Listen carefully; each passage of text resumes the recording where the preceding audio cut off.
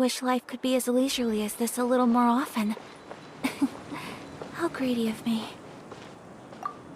Excuse me, did you happen to see where the missing scholars went? You mean the village keepers? Oh, let me think. When I was eating dinner the other day, I saw one of them by the side of the road, muttering away and eating mushrooms and tree roots. They shouldn't go around eating that kind of stuff. Okay. Did you notice anything else? Anything else? No, I think that's all I have to tell you. Sorry.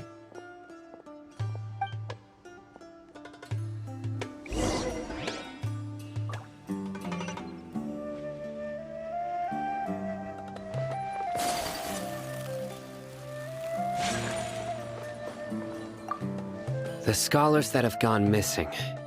Have you seen them? Those eyes. Those fierce eyes. You look like a real fighter. Don't change the subject. Right. You were asking about the the mad scholars. I think it's been a few days since I last saw them. I usually go to bed pretty early, so I'm not too familiar with what goes on at night. But honestly, I feel quite sympathetic towards them. Even though they act a little strange, they've helped me in the past. If it weren't for them, my house would have collapsed long ago. Do you also think Grandpa and the others are good people? Grandpa? Oh, hello there. It's little Isak. You mean that nice man who looks like your grandpa's long-lost twin, right? He was actually the one who protected my house. I saw it with my own eyes. He happened to be staying near my house that day and was doing something with his hands on the ground. It still feels pretty surreal now that I think back on it. Did someone teach them how to do that? Well, whatever the case, I'll always be thankful to him and whoever taught him to look out for others. I'm pretty sure that if I ever went mad, I wouldn't be able to do anything like that. Gotcha. Thank you.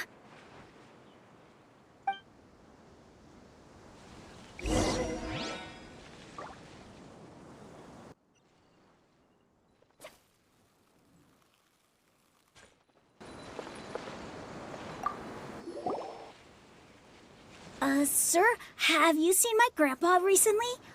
You know, the one who likes to sit and space out near the village entrance. Oh, well, if it isn't Isak. Oh, your grandpa, huh? It's been a while. The last time I saw him, he was spacing out by the road as usual. I went and asked him if he'd like any of the food I had prepared, despite my wife's protests. Like many people, she's really quite terrified of them. And speaking of my wife, she's still always complaining about how I don't make enough mora. That might explain why she's always mad at me. Oh, thank you. Thank you for taking care of him. It was nothing. You're looking for him, right? Did he go for a walk and get lost? Yeah. Oh, that's no good. Well, once you found him, come by my place again and I'll cook a little something for the both of you. I've known you since you were very young, so as far as I'm concerned, you're family.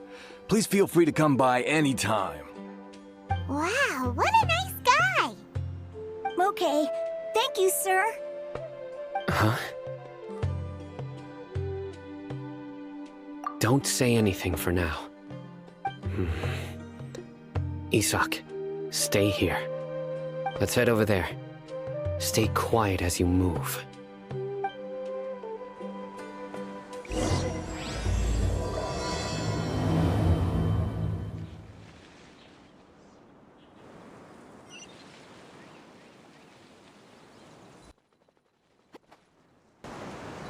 Is the Scarlet King really gonna come back? Listen, see if you can make out what they're saying. Have you heard? The mighty Scarlet King, the sovereign of our faith, will soon return to this world. Yes, of course I have. The Scarlet King is the one and only true ruler of this land.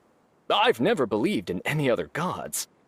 Still, you say he's coming back, but It sure doesn't feel like life's about to change around here anytime soon. What's your proof? Haven't you noticed? The village has been getting more deranged scholars than ever.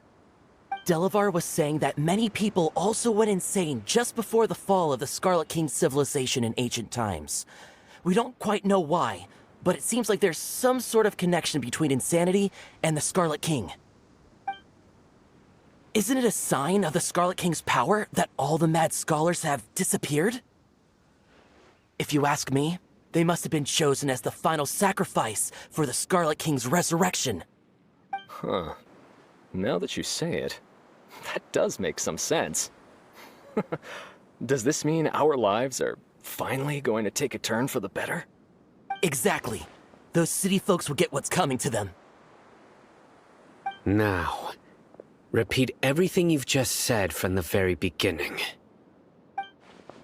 Huh? Who are you? Where did you come from? My patience is running thin. You heard what I asked.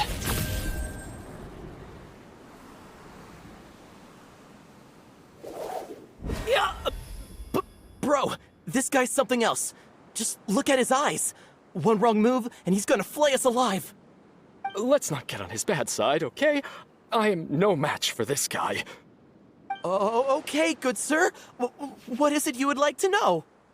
Tell me about the Scarlet King's resurrection. Well, I only know a few things from hearsay. I went for a drink the other day and heard others talking about a rumor that the madmen will disappear, and that the Scarlet King will return to this land. I'm not making this up, I swear! Hey, go on. Keep talking. It's true. It's all true, sir. We desert folk have had more than enough of those people at the academia. They keep sending us all their mad scholars and won't let us have a good life. Would you want to live like this if you were in our place? The radicals were even more thrilled than me when they heard the news. We're all praying for the Scarlet King's speedy return. Delavar also said that once the Scarlet King returns to our side, it's only a matter of time before we conquer the land on the other side of the wall. They're all willing to serve under the Scarlet King and fight for a share of the glory. Is that so? Seems like he still wants to know more. Keep talking. Got it. At first, I told myself it was just the drink talking, but then all the mad scholars vanished without a trace, just as the rumors said. Please don't beat me up just for mentioning these rumors. If I'm guilty, then everyone else around here is also guilty. I'm just saying what the others said. The people here really like the Scarlet King, but dislike the Dendro Archon. Where is this radical person you talked about? I haven't run into him over the past few days, so he probably hasn't been around the village. What about you, man? Have you seen him at all? No, not at all. We wouldn't dare lie to you. He's really not here right now. Sounds like you're not too close with the radicals. No, of course not. All we know are their names. I have many ways to stop you from talking, and many others to stop you from sending warning messages. So you'd best just stay home and hope I don't hear of you trying to contact anybody. Don't do anything until I've gotten to the bottom of this. Try something foolish, and even Candace won't be able to protect you. Yes, got it. We'll do just as you say. That scared Paimon half to death. Sino is pretty terrifying. He didn't try to reassure us at all. It's like he's used to hearing that. Oh, Paimon bets lots of people have told him that before. I heard that. Sorry. It's part of being a Matra. The rumor we heard just now seems like a strong lead, but we need to check a few more places. Very well. Isak! I'm here. Where's your grandpa's house? Well, I can take you there. Just follow me. Join the Eremites and embrace a wonderful new life.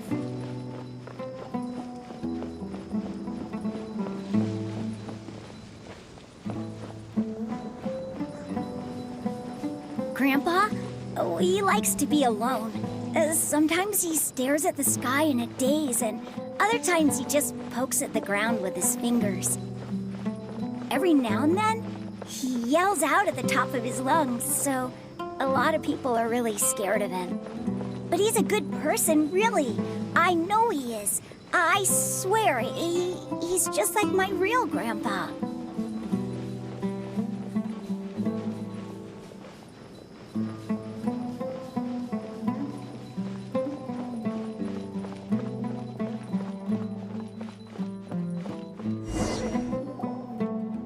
This is where Grandpa usually stays. There sure isn't much here.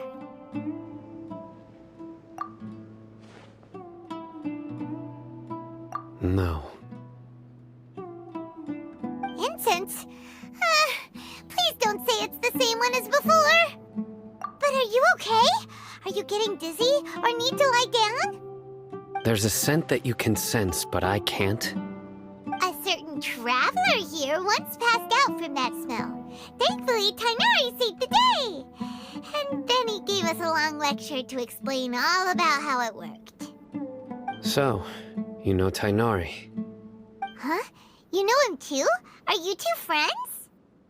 Yes. Now that I concentrate, I can also make out the scent of incense. Wait, surely Tighnari didn't lecture you too? No, no need. Did you first encounter this scent at Tighnari's house? In the forest. From a scholar.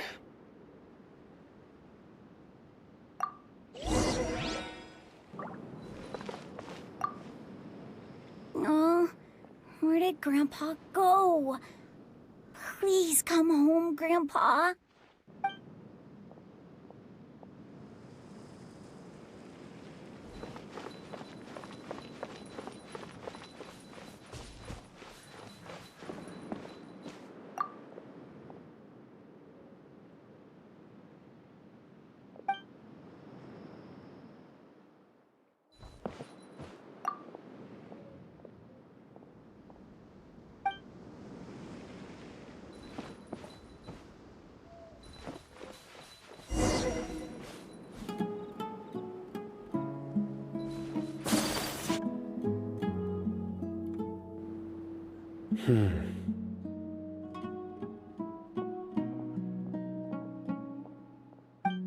What are you looking for, Sino? Here it is. Take a look right here. Paimon doesn't see anything. Although the traces have been completely buried in the sand, there are footprints here. From the size and shape, they belong to an adult male. This pattern is a common one from this area. Local shoes. This was probably someone from the village. The scent is quite faint, but still extant. The footprints head in the direction of the door. But who would come looking for Grandpa? He doesn't have any friends. We'd have to ask whoever lured him away with the incense. Huh? So you can lure someone away with just a scent? Hey! What's wrong with liking good food? Everyone's got something they love in life. Exactly. Most scholars are fond of incense, since the smell supposedly helps them clear their minds and discover new knowledge. Even deep within the clutches of madness, they still yearn for their knowledge-seeking days, and will follow the scent whenever it presents itself. No, Grandpa. So, someone's taking advantage of their weakness? Huh. Still, why would anyone want to abduct all the scholars? Are the rumors really true? Could the disappearance of all the mad scholars have something to do with the radicals? It's highly likely. Please, you have to save my grandpa. Grandpa's never done anything wrong. Please help him. Sounds like we'd better help get him back. Don't you worry, Isak. We won't let whoever took him get away with it. Let's head to Aru Village and inform Candace and the others about what we learned here. After that, we'll set off to find the scholars.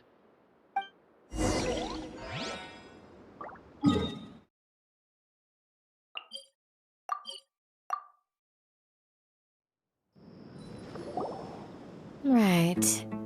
The darker fabric definitely looks a lot better. That'd be my choice, too. We're back, Candace! We've got a lot to tell you.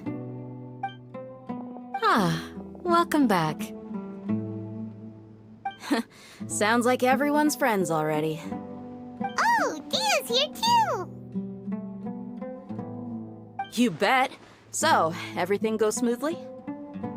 Reasonably. Alhaitham didn't go with you? We haven't seen him at all. Huh. I saw him around the village entrance earlier and figured he was investigating with you. I guess he must have gone off on his own. Did you find out anything useful?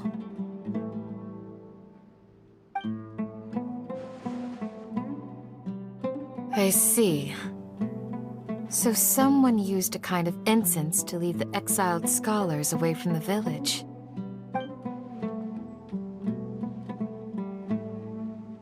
The resurrection of the Scarlet King? First I've heard of it.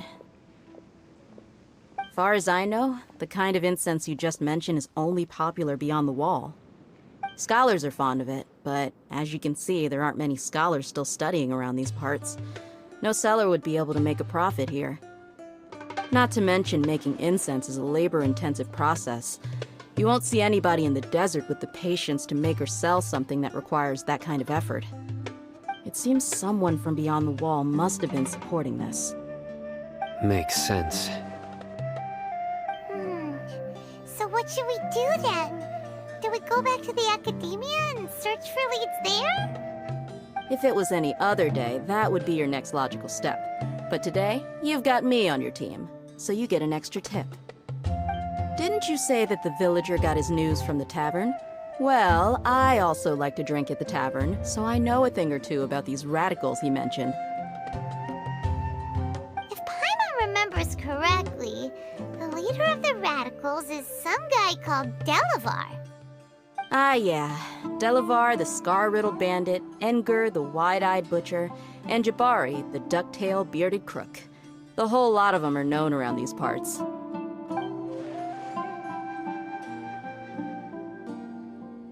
These guys have one thing in common, and that's being broke. The rougher life gets, the more they want to believe in the Scarlet King. Way they see it, the Scarlet King's resurrection is their only chance at overthrowing the academia. Throwing all of Sumeru into chaos is the only way to change the way of life here in the desert. Anyway, that's my guess why they've chosen to become radicals. Tia! You're amazing! You really know this place inside and out!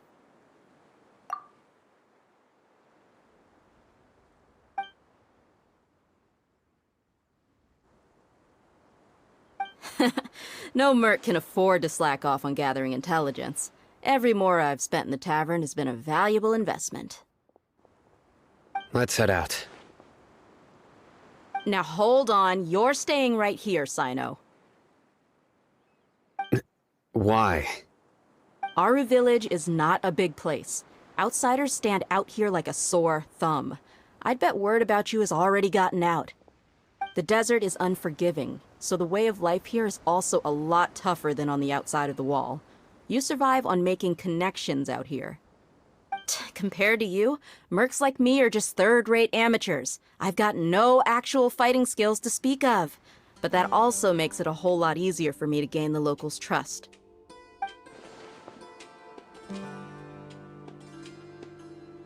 I need to go around and ask some questions, but it'll be difficult if you're with me. Fine. Good. Then we've got a plan.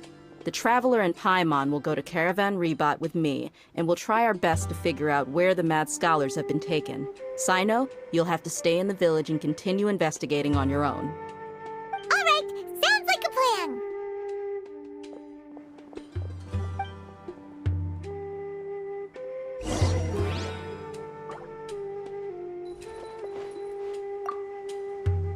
Sino, please don't take offense. I'm sure Dia just wants to help everyone solve their problem as quickly as possible. That's why she can be so straightforward at times. I don't mind. Ah, I see. Well, from the way you were staring out into the distance, I thought you might have been mulling over Dia's words. No, I'm used to being treated that way.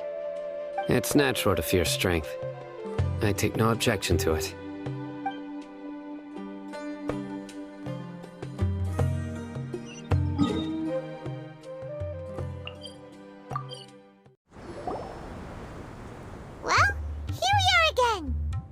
Sounds like you're starting to get familiar with the area.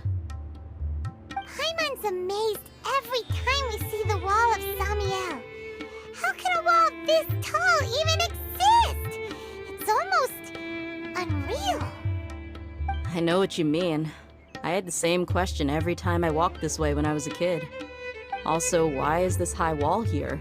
And can a wall really block sandstorms? It was only after I grew up that I realized the Wall of Samiel isn't just there to keep out the sandstorms. It serves a more important purpose, keeping out people like us. Sumeru is run by wise and mighty sages. To them, us desert dwellers are nothing but tools that can be used and discarded at their whim. We're cheap labor, like livestock, but easier to control. Nothing more. Even if a child from the desert got the chance to obtain an Akasha terminal, almost all their requests for knowledge would be denied. The academia believes we're underserving.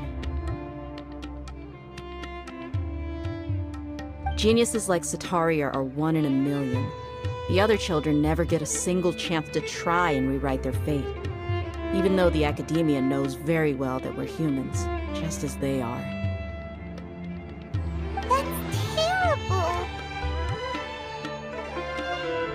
I would tear down this wall with my own hands if I could.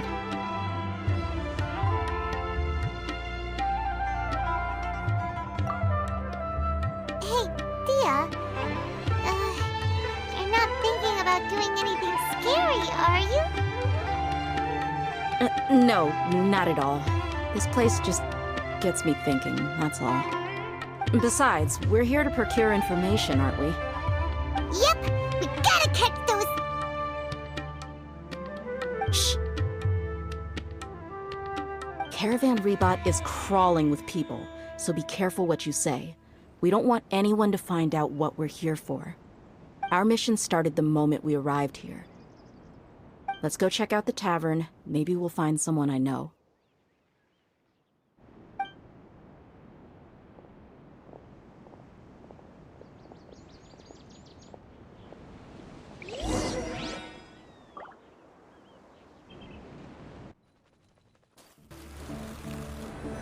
Just our luck. None of them are here today. You mean, you don't see anyone you know? Dia, is that you? What a coincidence. You here for a drink too? Zaki. Finally, a friendly face. Oh, and who do you have with you here?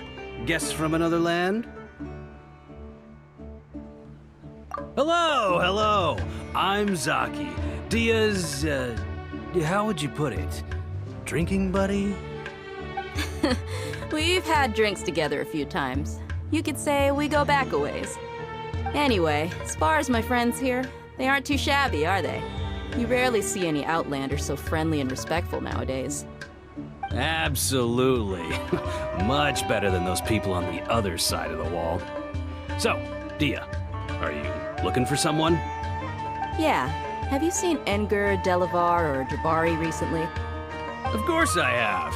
Matter of fact, we were all here drinking together just a few days ago. I've got a spice trading deal from another nation. I thought maybe Delavar and his friends might be interested. Know where I could find him? Ah, how thoughtful of you. Then I assume you also know that Delavar's been having a hard time making ends meet these days. So, you came here to help him out? Hey, keep it down. Let's just say I prefer to keep this deal a secret. Y'all at Caravan Rebot are like family. If there's more to be made, why not do it together? Besides, Delavar and his friends have muscle. They'd be a good fit for escorting the goods. Yes, how considerate of you. Delavar's my friend too, so of course I can take you to him.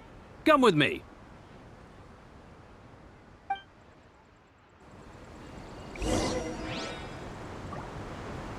Welcome, weary travelers. Always seek less, you'll find it here.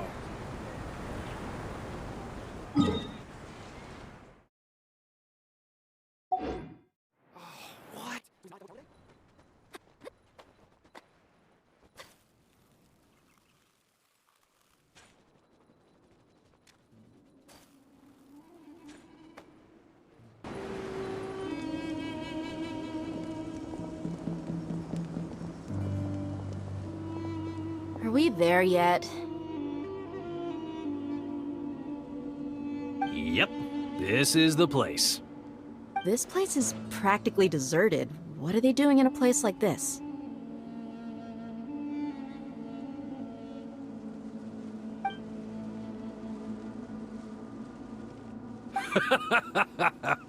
Why don't you take a guess? Go on, a wild stab in the dark. You're like lambs to the slaughter. Oh no! It's an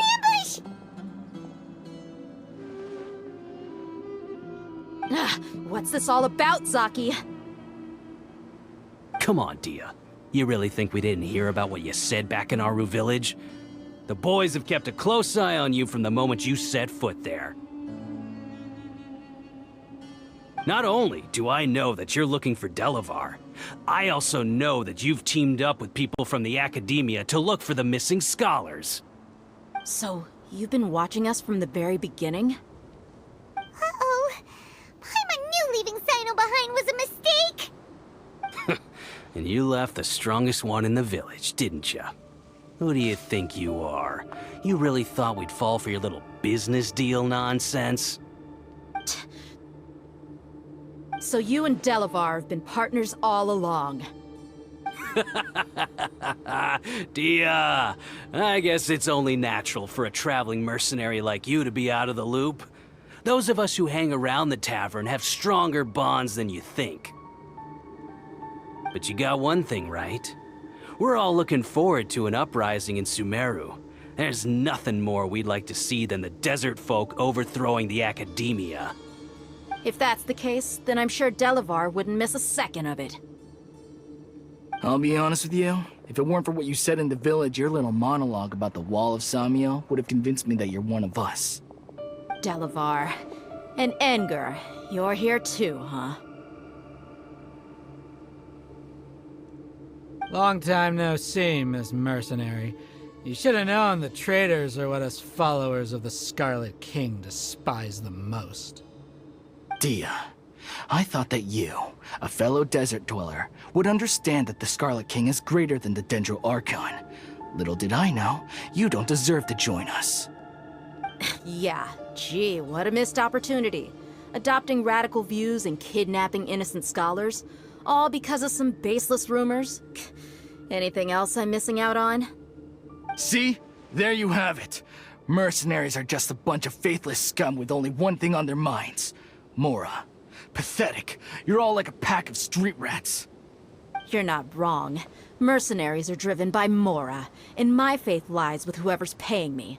As long as there's a profit to be made, anyone can become my friend. Enough talking! Get him!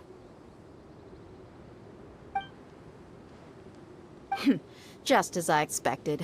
Let's teach him a lesson, traveler.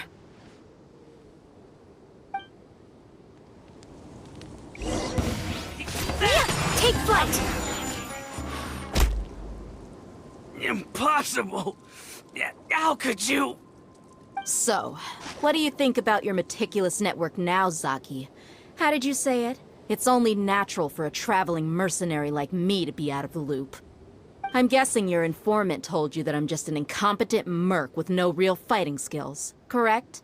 I mean, that is what I said after all.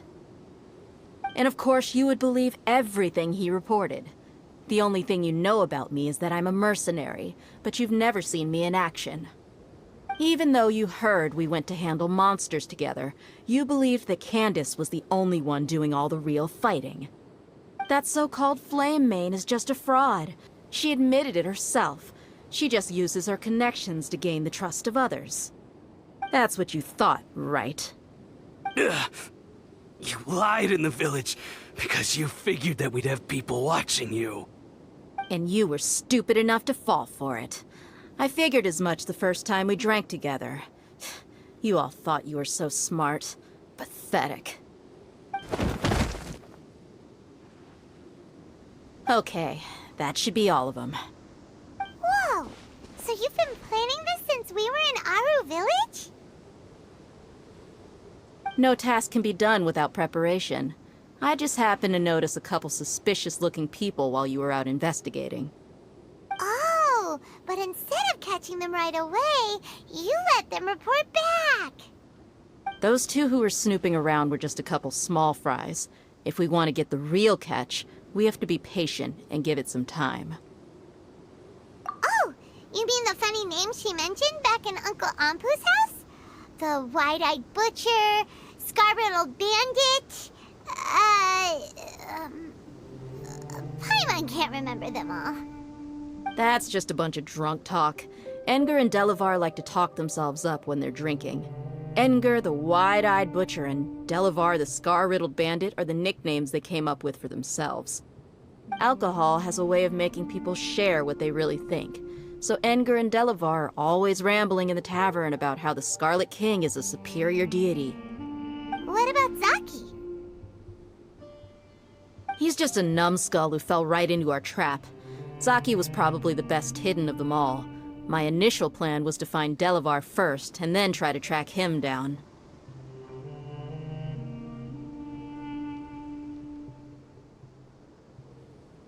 That's what you wanted to ask when we were at Uncle Anpu's house, right?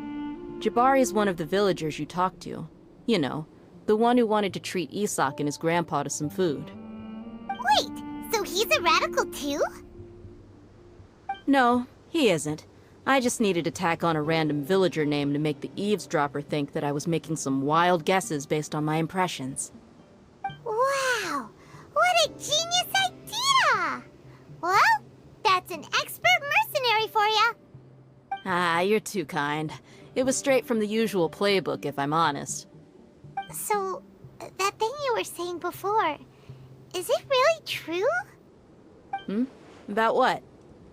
About how mercenaries only care about Mora, and that anyone's a friend as long as there's a profit. Does that bother you? What makes you so sure? Dia, do you dislike the Dendro Archon like the other desert folk? You two are pretty sharp. No, I don't have anything against the Dendro Archon. I've heard a lot of nice things about the Lesser Lord from Dunyarzad. I can understand her devotion and gratitude. Dunyarzad's just an ordinary person. There's no way a god would be so involved in the lives of everyday people, unless they were truly compassionate. I've begun to realize that the sages are behind everything that's happened recently. The radicals' blind belief in the Scarlet King, making the Dendro Archon out to be an enemy. It's all the Academia's trickery. But I see through it all. And unlike them, I can never be hostile towards anyone who's never done anything wrong. Dia. Anyway, looks like we're done with business here. Traveler, lend me a hand. Let's tie him up and bring him to the village.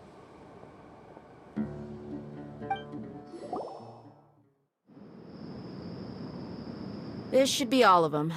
I'll let you take it from here. All right. I'll be in touch. Until then, please stand by. Candace, do you need any help? Candace will be okay on her own. I trust her, so you can too.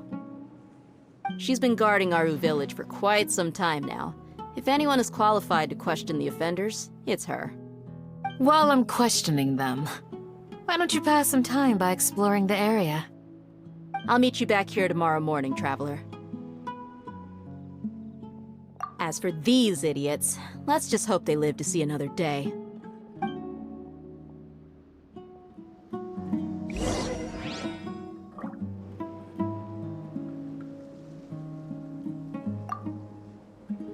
Candace is an expert at dealing with people like this.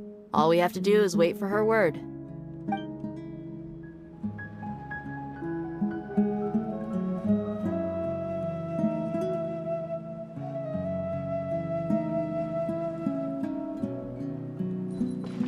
You heard the question. Now answer me.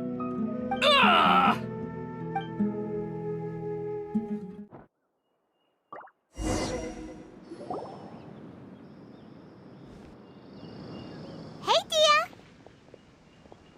Right on time. We'll know any moment now. Paimon's been wondering. You seem to know Candace pretty well. Have you been friends for a long time? We've known each other for some time now. She's a pretty interesting person. Even though she's an extremely strong warrior, she never misuses her powers against others. Oh, Paimon knows what you mean. Like a lot of martial artists say, never take the fight outside the ring.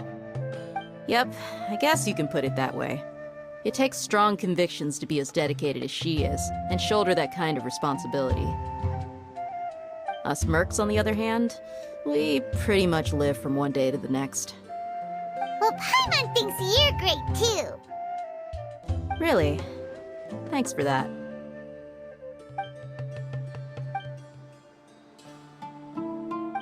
Oh, Sino's here, and he's pretty early, too.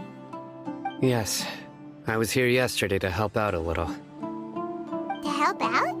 By doing what? Sharing some interrogation techniques. Oh, you mean you taught Candace some more persuasive methods? Right. Come on in, everyone. Come on, let's go inside.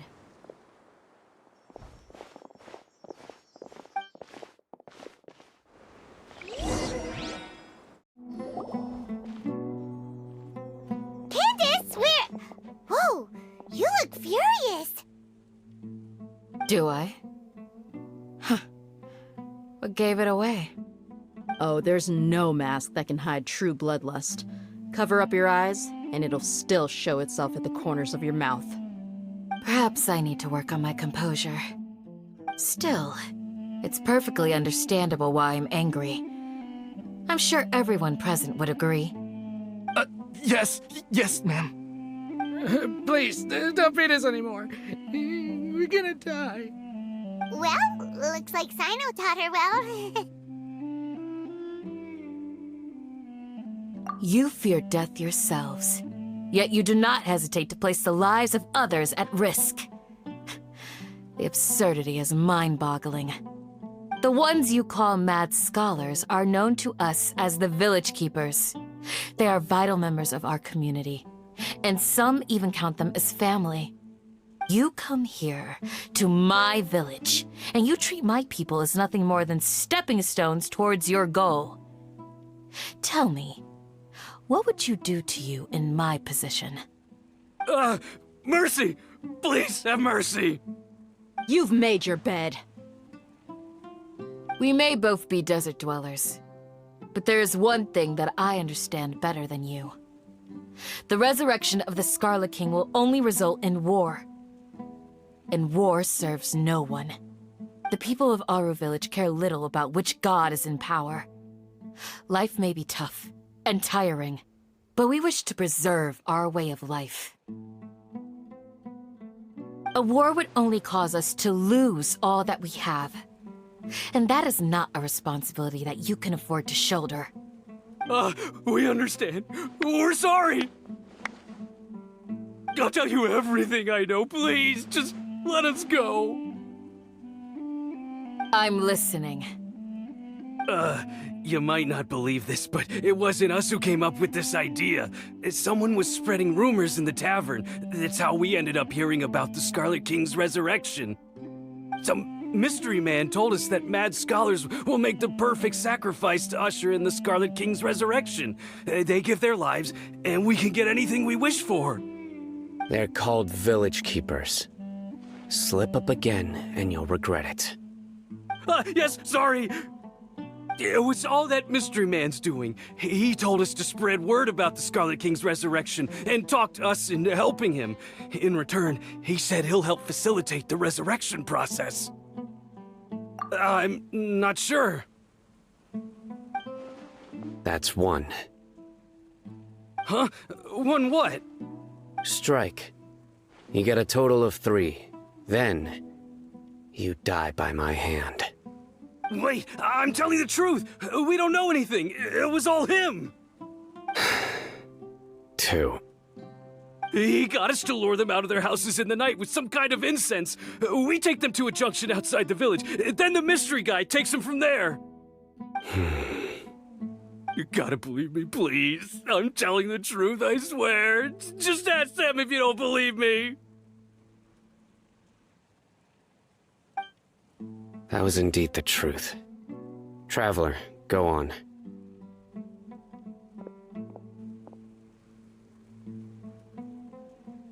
You have to believe me. If I knew that, I would have told you his name right away. I'm not risking another beating to keep his secrets. No way. That guy, he wears a cloak, and he's always careful to cover his face. He calls himself the Scarlet King's envoy. I believe I may know what's going on. Uncle Anpu? What do you mean?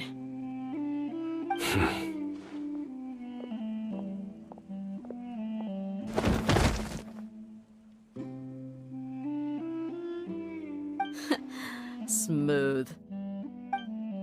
Okay, speak. If my suspicions are correct, this mystery man they speak of could be from the academia. Some time ago, people from the academia attempted to take the village keepers away. I refused, insisting that they are part of our community. It strikes me now that this secretive character shares the same goal they had. Which means it's highly likely that the academia was purposely spreading a false rumor to trick the radicals into delivering the village keepers right into their hands. They were the ones who brought them here to begin with. Now they're trying to take them back? We aren't gonna let that happen. Not the academia again.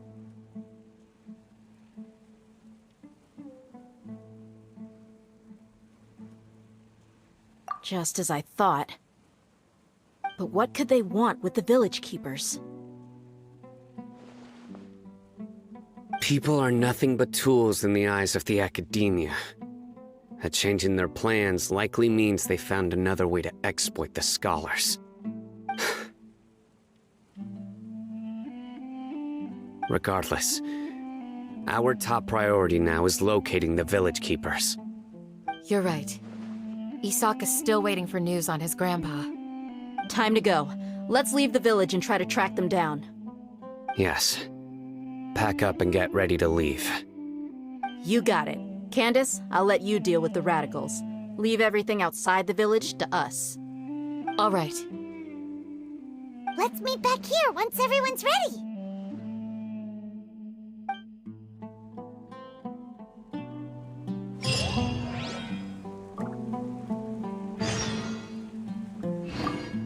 What scheme is the academia brewing now?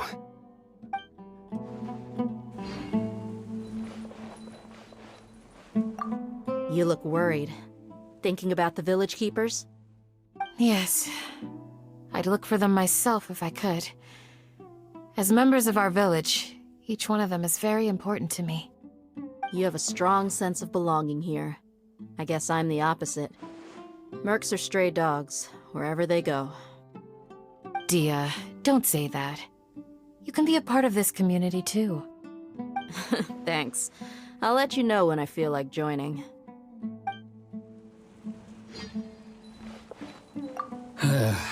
I just hope everyone's all right.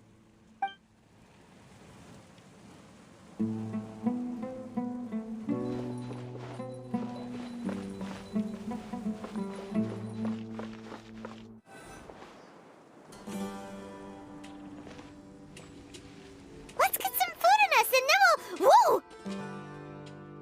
Where did you come from? Well, as you can see, I am merely sitting here and reviewing what we have deduced thus far. You were gone for ages! And now you're suddenly sitting here musing to yourself? Where have you been anyway?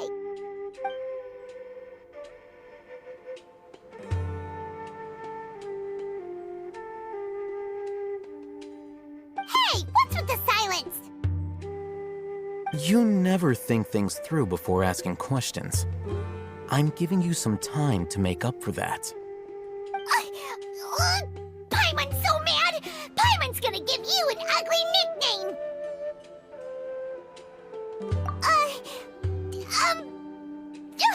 Never mind. Paimon's got nothing. There's just nothing super obvious to pick with this guy. It makes it so hard. Well, you've heard nothing to suggest I left this whole time. So clearly, I stayed in the village to investigate. Anyway, you plan to leave Aru village and keep searching for the truth of this matter, yes? Yep. We're not gonna find out anything more by staying here, so we thought that we might as well take the search elsewhere.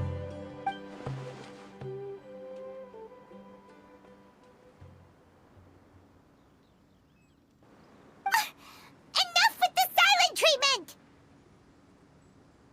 No. I'm just surprised that you decided to team up with him. Al-Haytham, you haven't helped us out at all ever since we arrived at Aru village. Bold of you to question our choices. Yeah, you're all talk! While you were investigating, I had my own work to do, which I've now finished. Really? Paimon doesn't believe you. To be honest, we aren't really a team, so I have no obligation to inform you of my whereabouts. Not to mention that going separate ways allowed me to find some important information that you all had missed. Huh? Right here in the village? Correct. What did you learn? I'm going to take you to someone.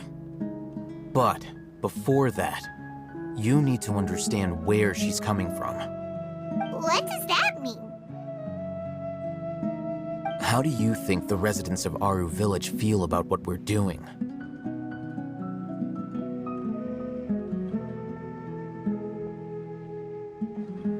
In other words, do you truly believe every single word the villagers tell us?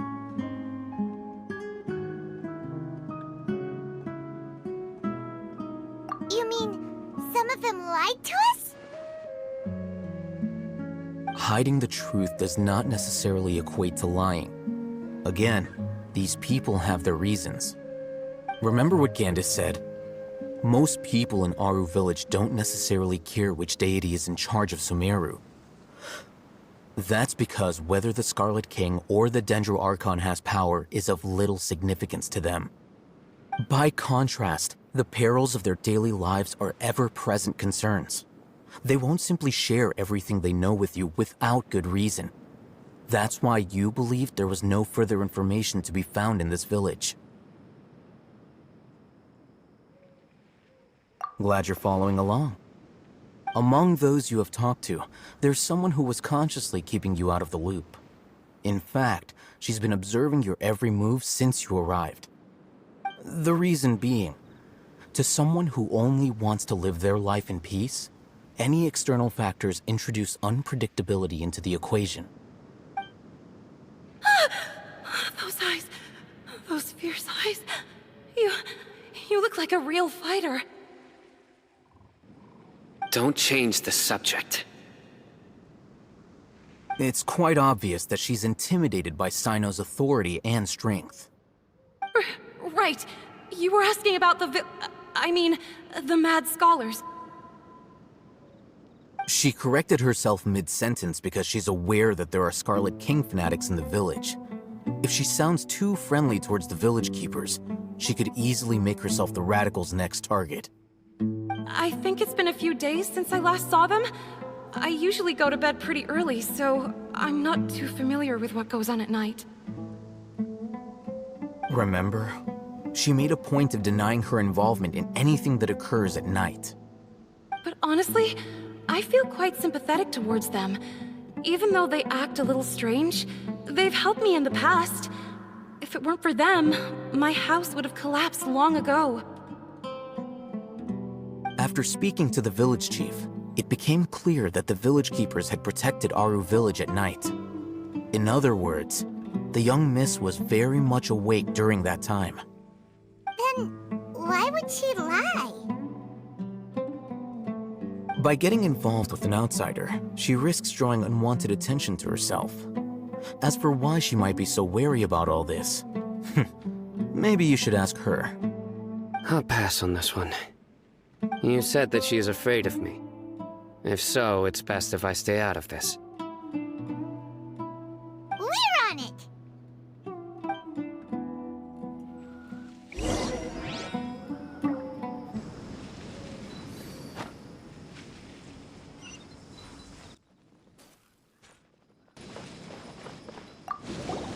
Miss Shawnee, as we discussed earlier, I've brought someone with me.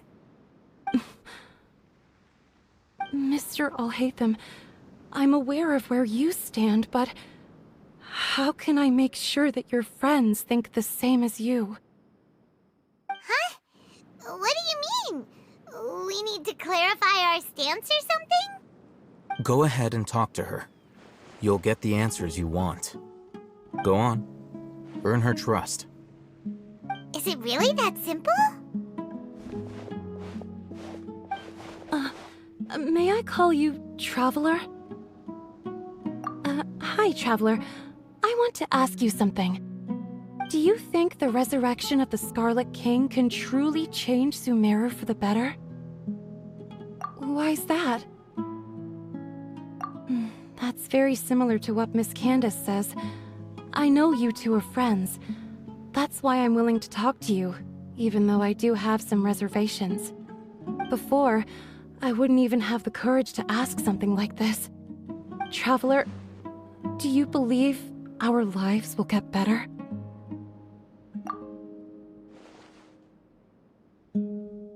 Yeah! We came here from another nation, so it isn't wrong of you to be weary. And we aren't really residents of any one nation. But even so, we've met lots of people from different places, and we've always fought for what we believed in. We have friends in Sumeru, and we want to help them. That's why we decided to stay here for a while.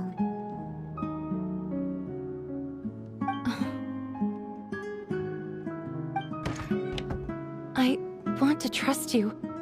My apologies for posing my questions like that. To be honest, I didn't expect you to come back for more information. Alhaitham told us you have your reasons. It's okay. We understand. The fact is that only one side of my family is desert folk. I don't really fit in anywhere in Sumeru. Some believe in the Dendro Archon, while others believe in the Scarlet King. I don't belong to either side, and neither side would want me. Speaking of which, the Radicals mentioned that they despise traitors. Do they just think that anyone who's different from them is a traitor? Yeah. Some people can be so narrow-minded when it comes to bloodline and beliefs. It makes no difference what I say or how I behave.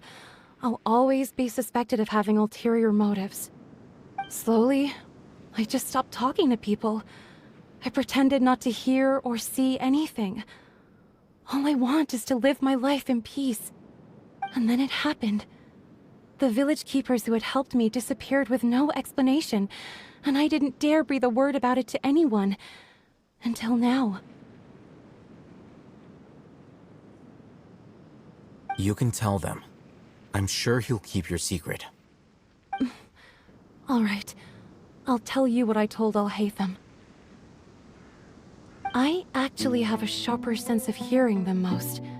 Sometimes, I hear strange crying sounds in the night. There are ghosts? Perhaps. I'm not sure. It's faint, but it's definitely the sound of crying. It comes from far away in the distance, and always carries very raw emotion. It used to be louder and more frequent, but ever since you arrived in the village, it doesn't seem to happen as often, and when it does, it's much quieter. I have to focus really hard to make it out. I confirmed this with the guards on night duty. They also have someone with a good ear, and he's heard similar sounds at night. But, because we're in the middle of a desert, he would rather believe that they are the cries of beasts than ghosts.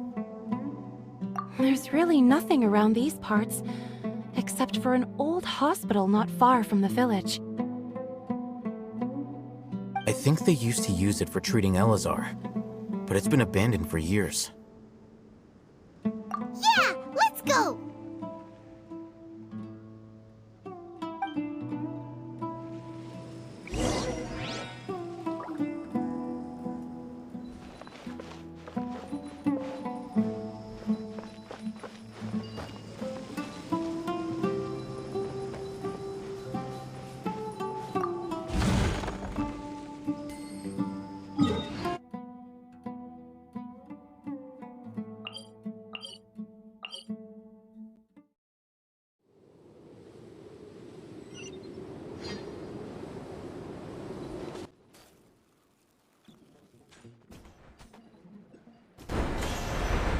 Ugh. Is this the place? It's in terrible shape. Ah! Monsters! Watch out!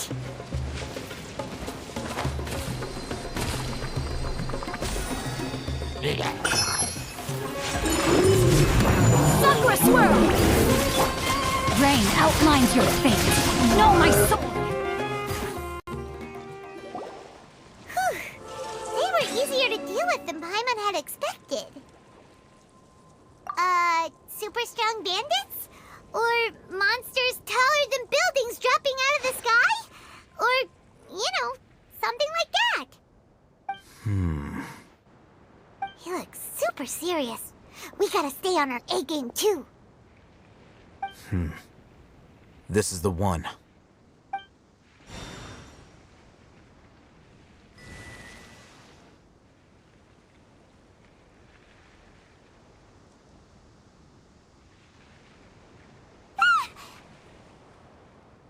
Let's go in and take a look.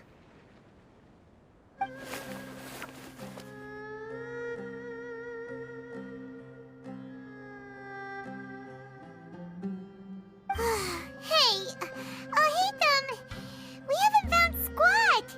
Are you sure we aren't wasting our time here? Patience. Shawnee says she only hears the crying at night. We have time to burn. Until then, I'm taking a break. And just like that, he sits down. Wait, he even brought a book to read? What are you reading? Let Paimon see!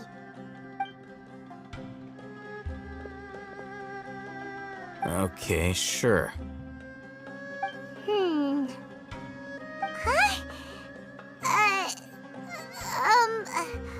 The natural position, which is the positional propensity of an entity in natural motion in contrast with an object in forced motion? Huh? When free from external influences, every entity displays the tendency to follow its natural trajectory? So, you got that? Oh, Paimon gives up. You keep reading your book. See ya! How is he so relaxed? Look at him, reading an impossible book in a creepy place like this. gonna do for you? You're acting like one of those annoying grown-ups who go around nagging people to focus on their studies. Hey, what gives? Shouldn't you be the one providing for Paimon? Oh, right. Okay then. Thank you for working so hard and earning so much more. If it weren't for you, Paimon would probably still be floating around in the ocean somewhere. Thank you.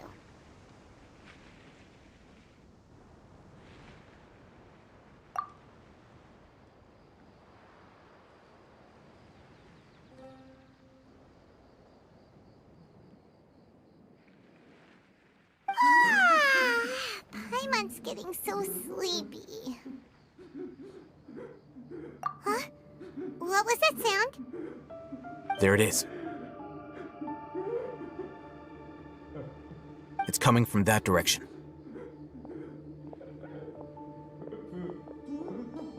Is the sound coming from here? Huh. Paimon's not seeing anything.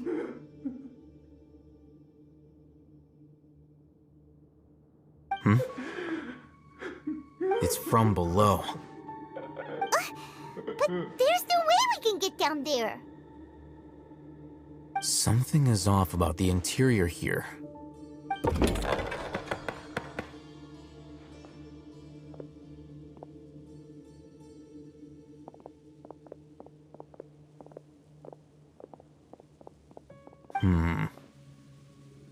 As I thought, there's a hidden structure. Wow. It's like they tucked another hospital into this one. Oh, it looks like there are other mechanisms around here. Let's keep exploring.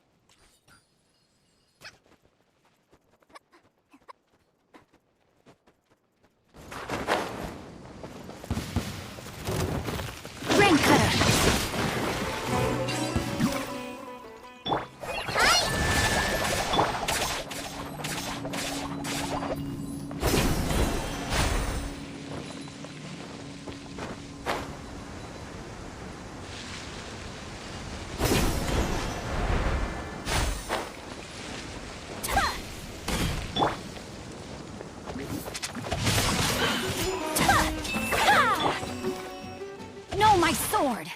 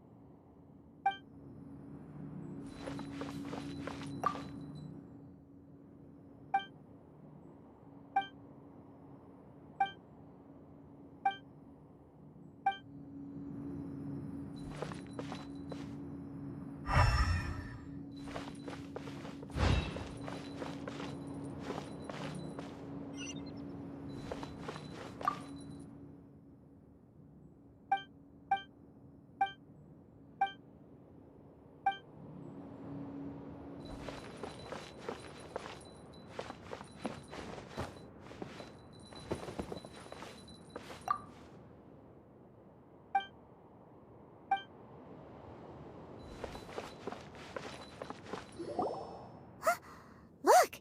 There's someone over there! Good idea! Let's approach him slowly without alarming him.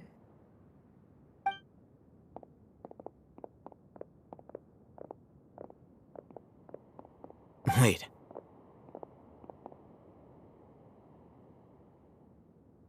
You're...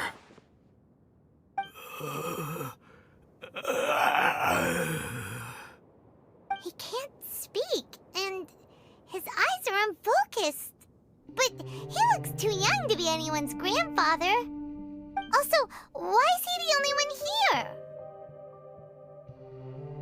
Didn't expect to see him here. You know him? He's Razak, a senior of mine at the Academia. He's a scholar too? Is he the kind that holes up in a forest and mumbles stuff about training? No, and that's the problem. Razak was never involved in any of those things. He never trained in the forest, let alone reach Satyavada life. Leaving that question aside for the moment, him being here alone means that we might be too late. Looks like they've already taken everyone away. For whatever reason, they left Razak here. Perhaps they simply didn't have time to come back for him.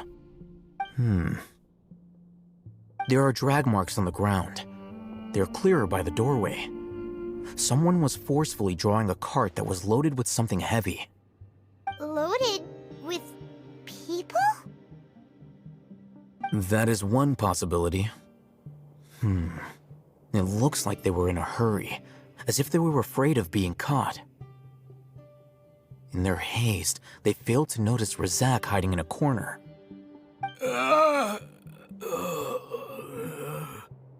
The symptoms are identical. Looks like we found living proof. Huh? Why do you say that? Allow me to jog your memory. Recall your time at Port Ormos. Don't you think his symptoms look familiar?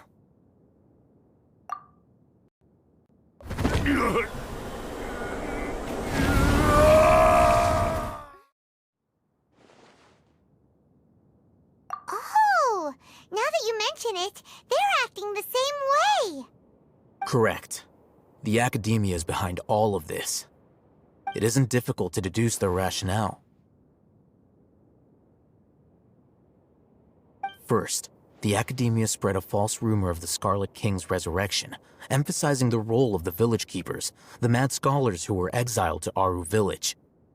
These rumors were all the persuasion that the radicals needed, and those based in Aru village leapt into action. Unbeknownst to them, of course, through rounding up the scholars, they were actually helping the Academia.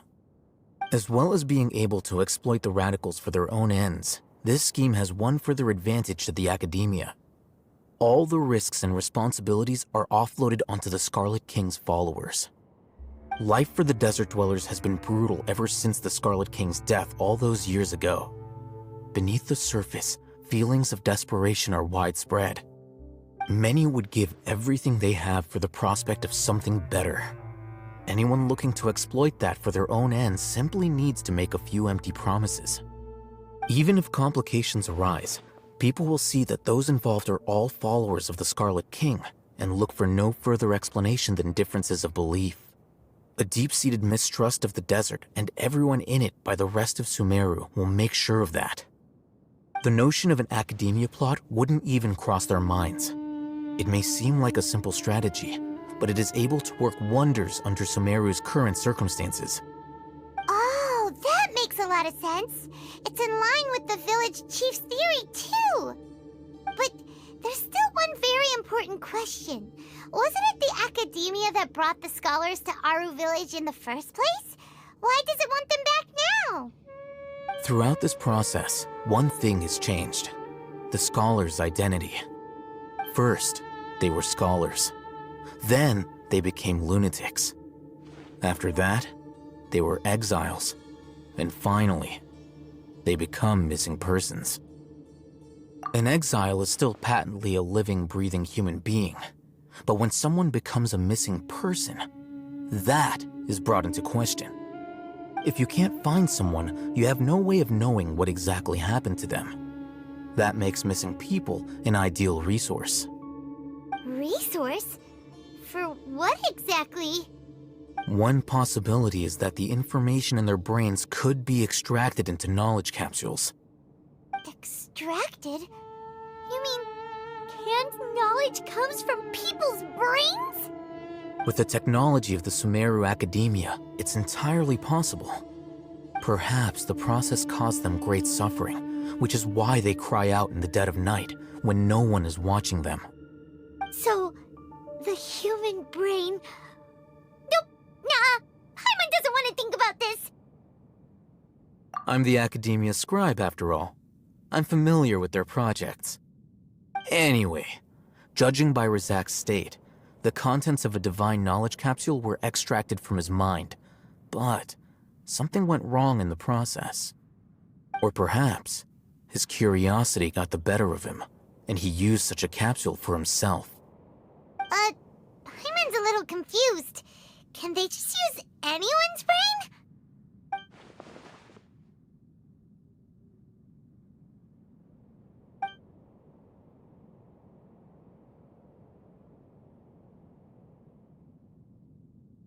The look on your face tells me you've realized the answer. That's right. To some scholars, gaining knowledge about the gods is their entire life's pursuit. Extracting canned knowledge is just one of the extreme measures they turn to. However, I can't help but wonder, what do they seek to gain from divine knowledge? The Academia is going out of their way to look for forbidden knowledge, but what is their ultimate goal? I've spent quite some time trying to analyze the contents of the divine knowledge capsule, but to no avail. It seems like my way of thinking is too different from theirs.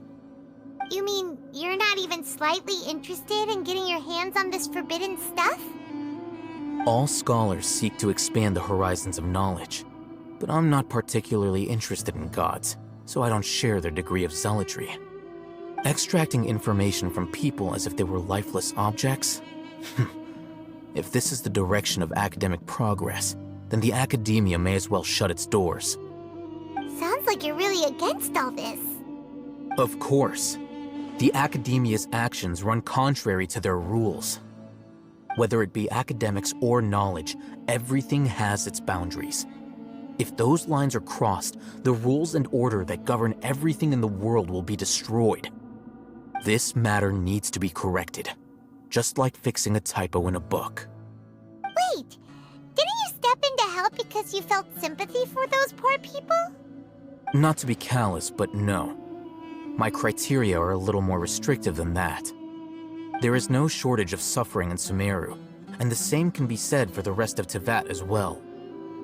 What do you plan to do about that? Save every last person? Probably not. Paimon's not sure. You can say that.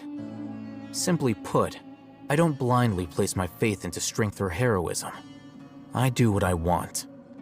The divine knowledge capsule is something I want to investigate in full. That doesn't mean I'm willing to take action for the sake of a few strangers.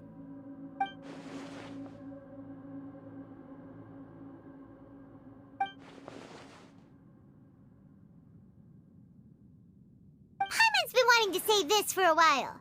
There are a lot of bad guys in the Academia, but you're not one of them. You're their weirdo. You're probably right. Though I must say, I quite enjoy this feeling of being the odd one out. Uniqueness is also an asset, is it not? Wow, that's a great way to think about it. Paimon's really impressed. If only Miss Shani had a similar mindset, her life would definitely be a lot easier. I'm just a more likable person than her in general. There's nothing more to it than that.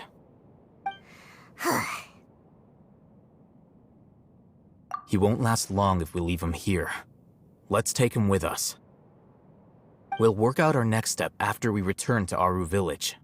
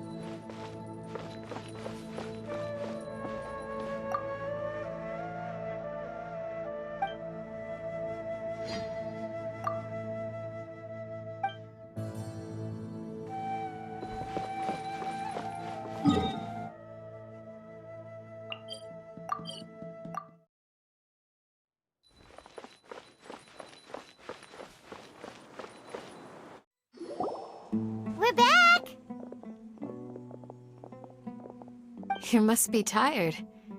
You should rest and take some water. What's the situation? Who's this? Unfortunately, somebody who's too young to take on the role of Isak's grandfather. Nevertheless, he's one of the people we're trying to find.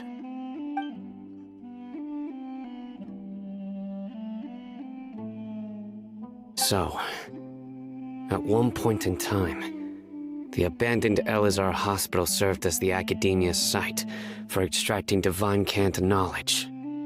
Yep, pretty much. Their plan must have been implemented at some point before we arrived at Aru village, since divine cant knowledge has been in circulation for a while now.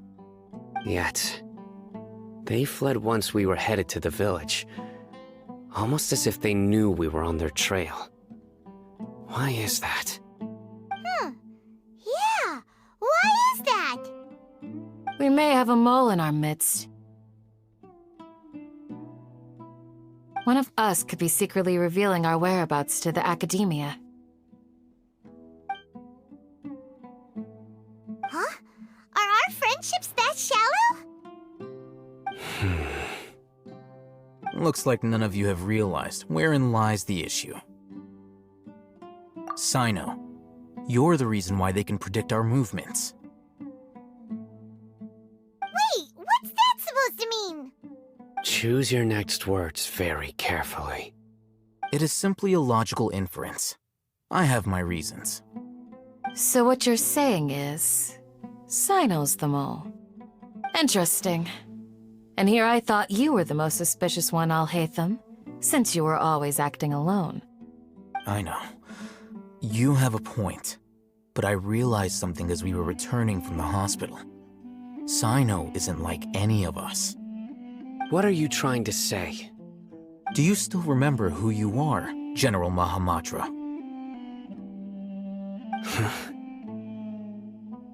As a Matra, you are no doubt privy to certain kinds of information. Before you can take action against someone, you are required to have all the facts available, including the less than savory details. Simply put, the Academia has traditionally allowed you access to a wealth of sensitive information. Knowing their modus operandi, wouldn't you expect them to take precautions against you? If you want to raise a vicious wolf, you need to make sure that you can avoid its bite. The Academia is monitoring me? It's not that simple. The Academia has eyes all over Sumeru, but they have a special protocol for dealing with you. Every so often comes a Nyagarbaha Day. On this day, the Academia enters new information into the Akasha through knowledge capsules. I remember seeing a thick notebook next to the control panel once. Its contents were all about the General Mahamatra, his activities throughout the day, preferred methods of enacting judgment, everything. You're saying that the Academia entered my information into the Akasha too? But what's the point in doing that? My actions aren't important enough to be added into the Akasha. The Akasha is capable of computation. The Akasha's algorithms are entirely capable of predicting your movements using the data entered. When you would depart, the route you would follow, your destination. It knew all of this. It predicted my every move. The Academia has been watching you longer than you think.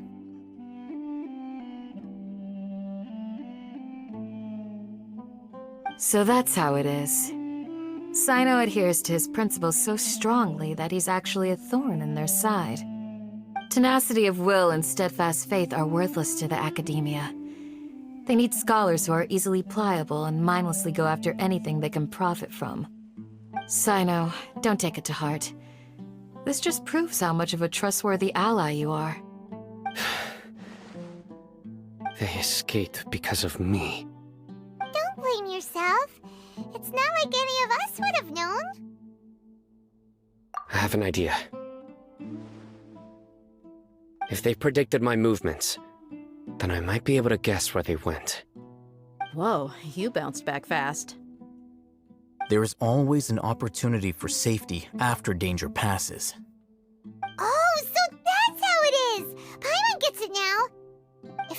Academia is trying to avoid Sino, then the safest place would be... Yep, that's right! They'll want to proceed in the direction opposite of where I'm going.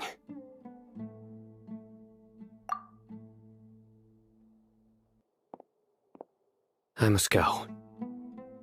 There's also something I want to investigate. Let's go, guys! After him!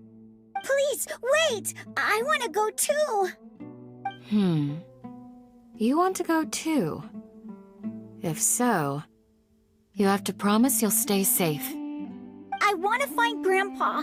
I promise I'll be careful and not cause any trouble.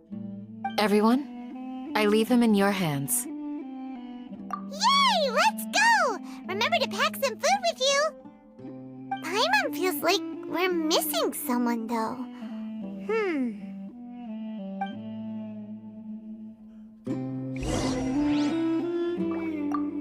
I'll be awaiting your good news.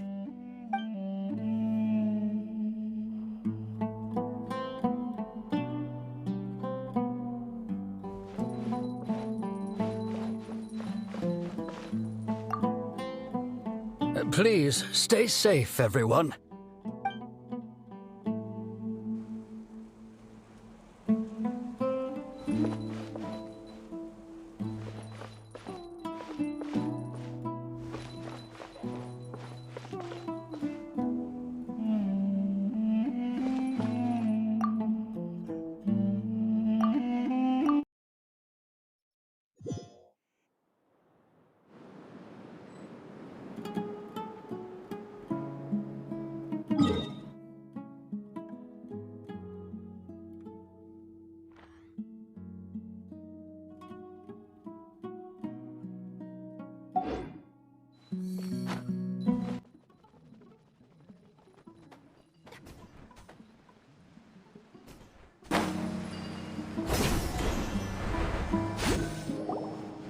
So, where do we go from here? Yes. After leaving the village, we should head straight toward the desert.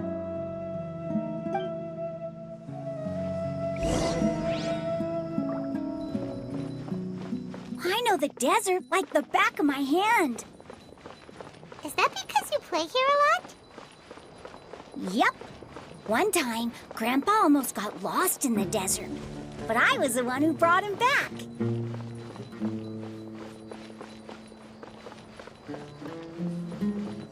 There's something here. What's this? It's buried in the sand. Looks like we'll need to roll up our sleeves and do some work. And Paimon thought running around everywhere was already enough work. Okay. So, we have to dig it out? Whatever's down there, it looks like it's buried really deep.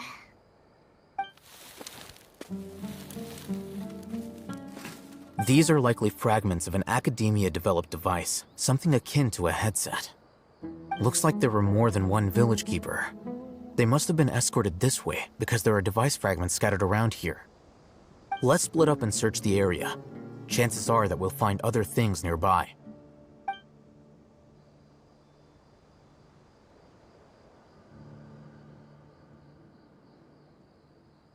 Is this what we're searching for? It looks kind of scary. This is definitely a device used to extract divine knowledge. How did it end up buried in the sand? That can't have been part of the plan. They must have been attacked along the way. Wait, what?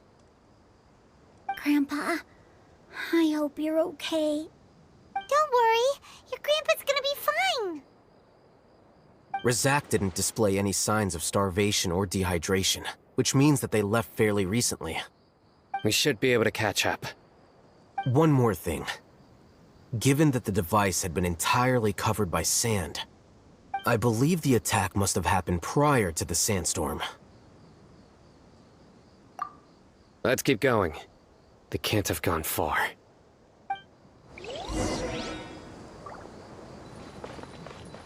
Ugh, but running on sand is so tiring. But you're flying, aren't you, Paimon? Is flying over sand tiring too? Ugh, of course it is!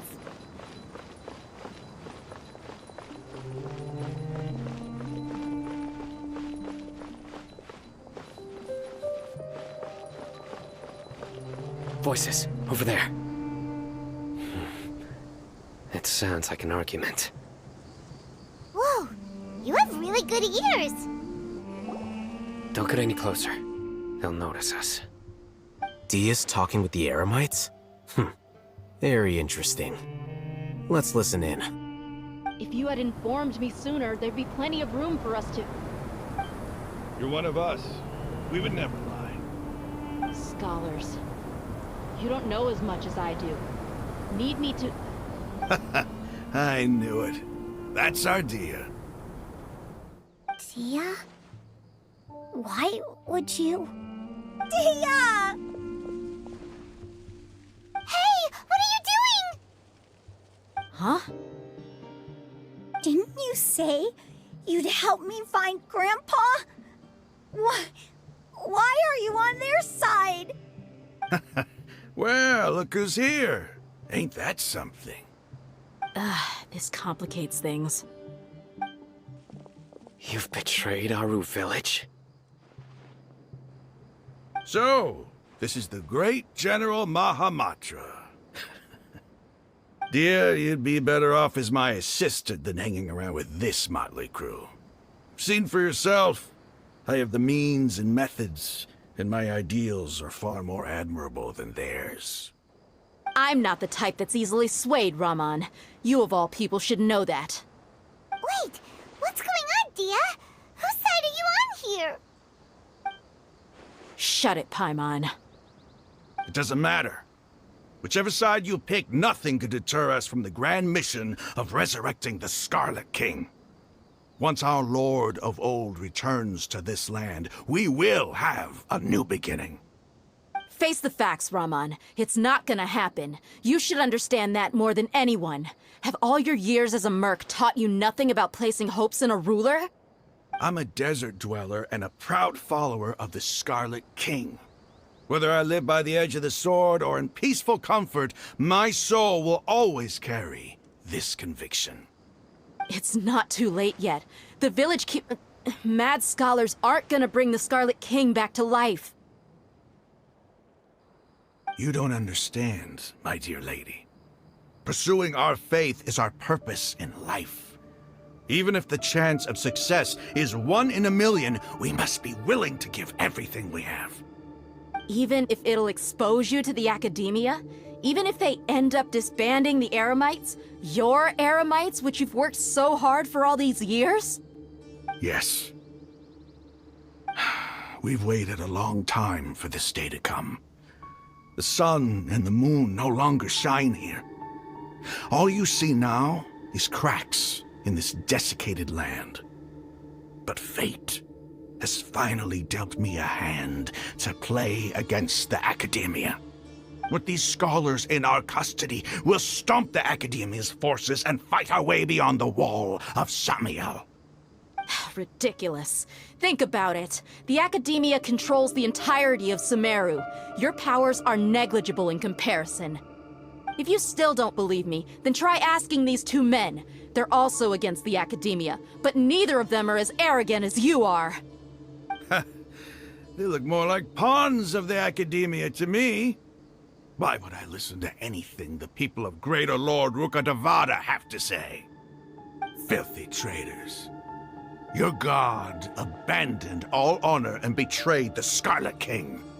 We desert dwellers will never trust the likes of you. It's impossible to communicate with someone so hostile. Perhaps we should. Do you really believe that by kidnapping the scholars, you'll be able to negotiate with the Academia? These people have no value as bargaining chips, but I could be persuaded to take their place as your next hostage. These scholars were exiled from the Academia. I, on the other hand, am their current scribe, and will be a much greater asset to you. Wait, you can't be serious. So, you want to trade places with the hostages, do you? Precisely. Any wise person would gladly accept my offer. What are you thinking? What if they decide to kill you instead? Well, that would be bad luck for me. However, I'd get the chance to observe the scholars, perhaps even find out the truth. Think you can talk me over with that confident look of yours? I'm not trying to persuade you. I'm using this as a means of joining forces against the Academia. You are the scribe. What do you have against the Academia? Not all desert dwellers believe in the Scarlet King, and the same applies to the Academia. Why must all knowledge seekers approve of the Academia's way of doing things? You Academia scum! Every last one of you is nothing but a hypocrite, just like everyone else on the other side of that wall. I've made myself clear enough. I won't listen to another word from the Dendro Archon's people. Not so fast. I'll hate them. Do you stand by everything you just said? I never make empty promises. You know you're making a dangerous decision, right? I do. Good. Raman, hear me out. These people are my friends. Maybe you can't take the followers of the Dendro Archon at their word, but what about me? Do you trust me? We've known each other for years. Of course I do. In that case, I'm willing to vouch for their honesty with my right arm. Come on, Raman, don't be a coward. If you're serious about taking on the Academia, you need to steel yourself. You can't be afraid. An arm from the Flame Mane. You've piqued my interest. But what if you refuse to oblige? What should I do then? No one's a fool here, Dia. We're mercs. The mercs don't tend to live long unless they have their wits about them. You're not wrong, but this is different. I promised my friends that we'd bring back the village keepers together. Let's do it right here then. Give me your right arm as proof of your resolve. Don't listen to him! He's not even trying to negotiate! He just wants to make things more difficult! That's fine. Are you crazy? We came here to save lives. One arm for that many people is still a pretty good deal, if you ask me. Raman, I'm holding up my end of the deal here. You'd better not let me down. Sure. Go ahead and cut off her right arm.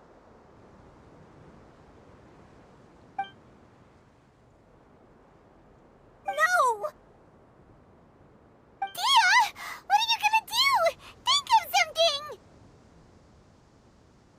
You don't have to go this far. That's not for you to decide. Do it! Dia!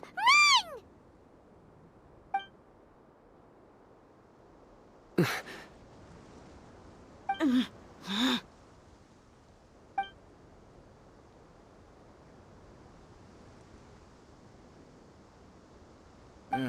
Stop!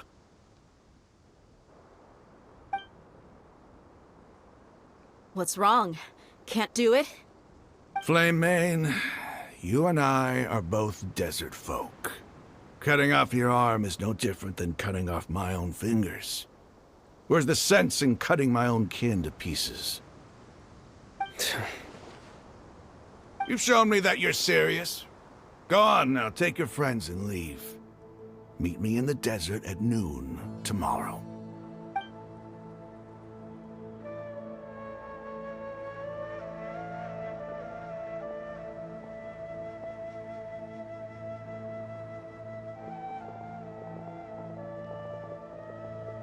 Phew. I was really counting on him not going through with it. Dia! That was crazy! Have you all lost your minds? What if he'd actually cut your arm off? Then I just have to hold my claymore with my left arm.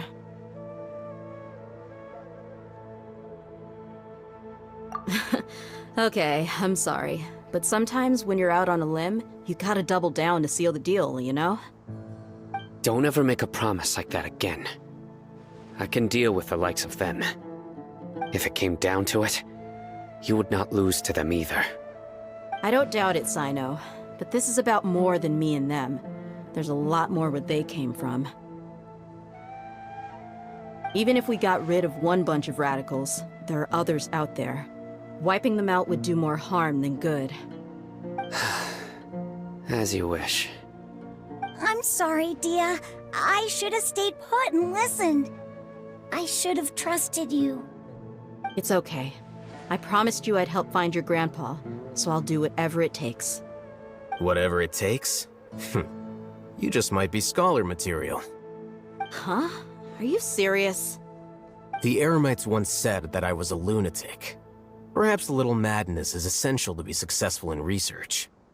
Why does it feel like he's using his praise for me as an excuse to brag about himself? Okay, let's get moving. We should head back to the village and rest up. Today was just a trial run. Noon tomorrow is gonna be the hard part.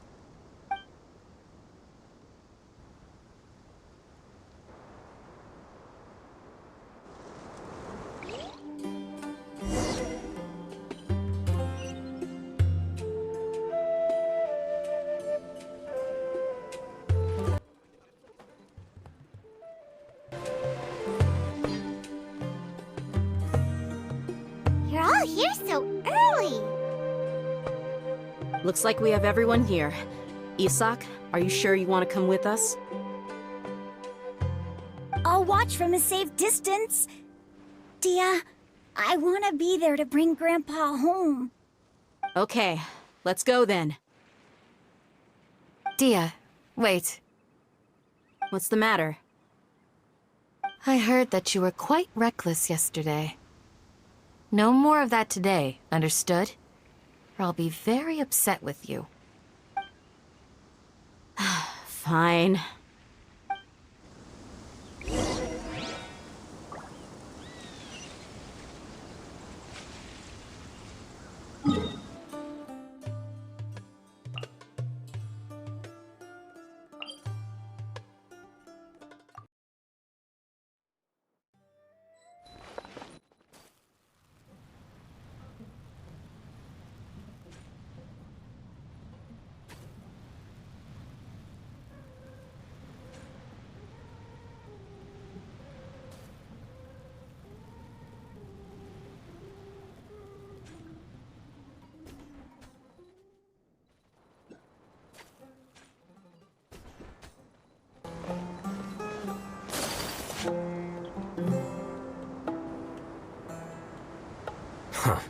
They got here before us. Uh-oh.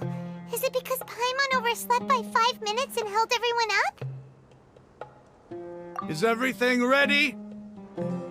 Absolutely. Although, you brought fewer people than I imagined. Bring him over.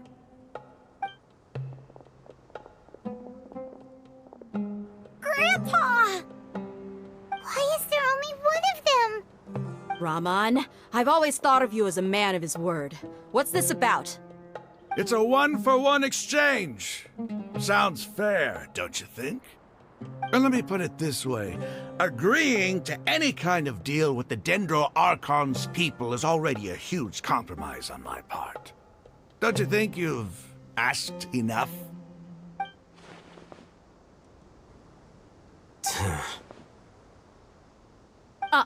You stay right there!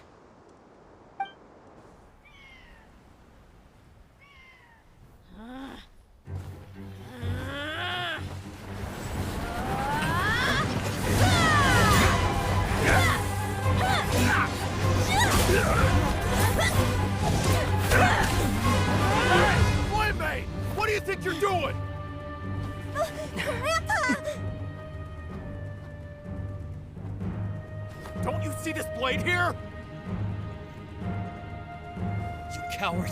Why are your hands shaking? Wait a second! It's a earthquake!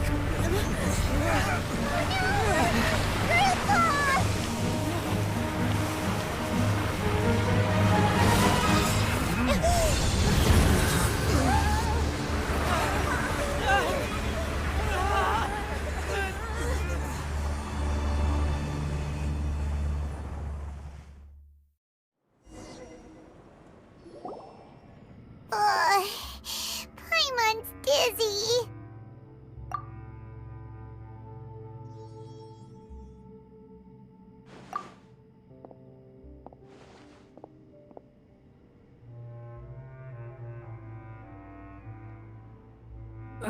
This day's going just great. What a nuisance. The sand dune collapsed. I saw an energy field. The village keeper protected us. It glowed green with dendro. Just like you said, it may well have been the remains of Lesser Lord Kusanali's power inside the scholar's body. The dendro Archon.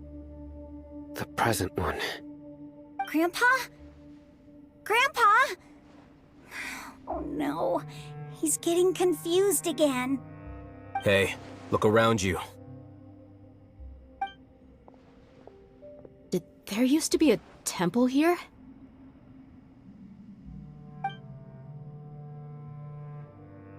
It seems that when the sand dune collapsed, it exposed these underground structures. The symbols on the gate belong to the Scarlet King's civilization. This structure must be ancient. Over time, the sandstorms completely buried it and left it in the state we see now. It could have been an underground palace in the distant past. Oh, a miracle.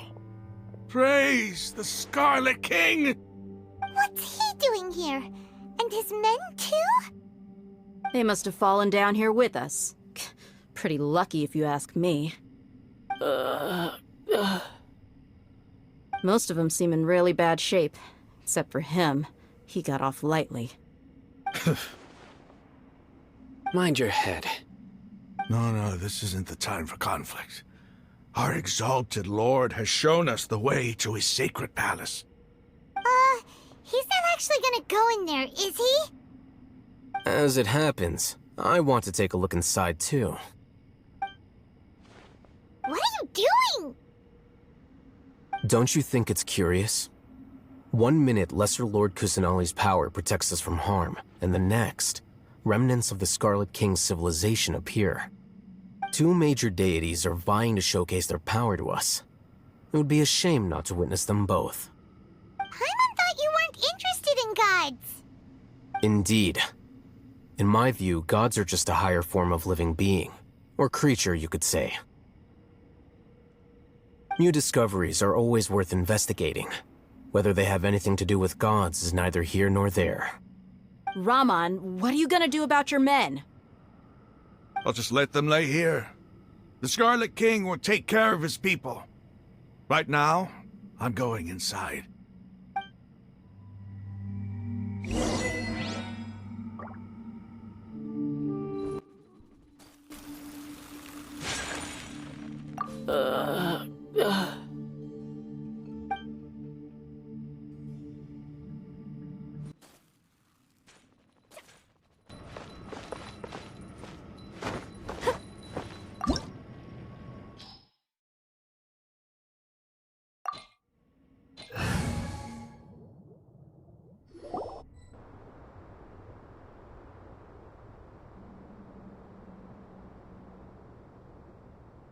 It's full of life here. This defies comprehension. It looked completely desolate from the outside. Yet, it flows with energy inside. Yeah, and there's so many plants. It's so pretty. Sir Raman. Huh? Me? Do you see another Raman here? Are you mocking me? What do you mean, sir? Interpret it however you want, but there's something I'd like to draw your attention to. While this structure is clearly left over from the Scarlet King's civilization, the energy that flows in here is that of the Dendro Archon. Whatever you say. It's not like I have a vision. There's nothing to be angry about. Think of this as an academic journey. It does seem kinda strange. If that's true, then we might have to explore this whole area to find an explanation.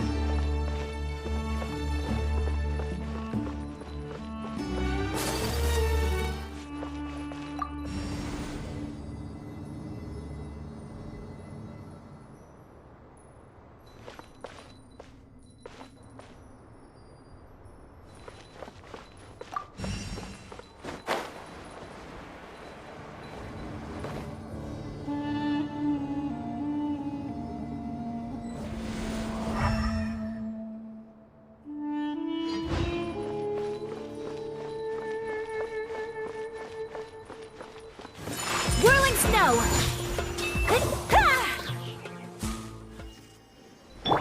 No, my sword!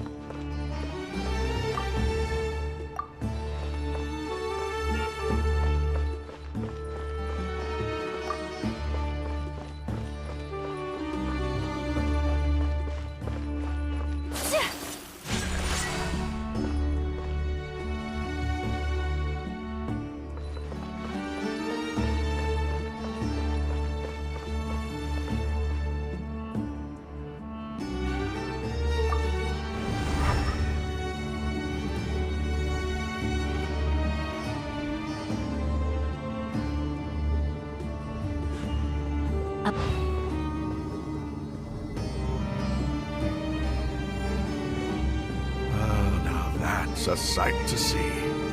The Scarlet King's splendor surrounds us. There's so much vegetation here. It's different than what I expected. Sure are a lot of plants for a desert. That's what I call divine providence of the Scarlet King.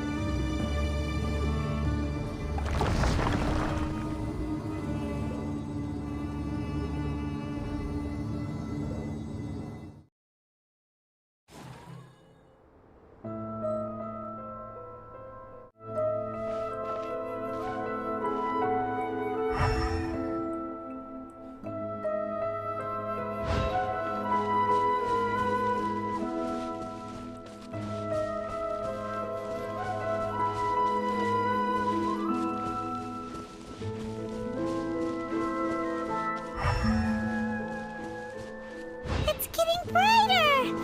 Oh, it looks so beautiful!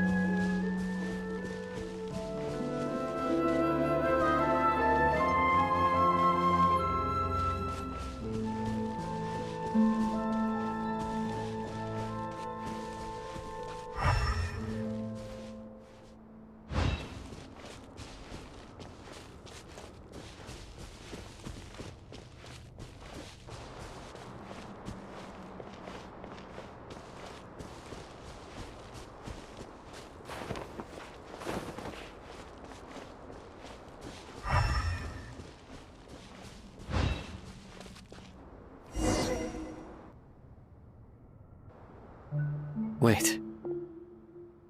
What's that?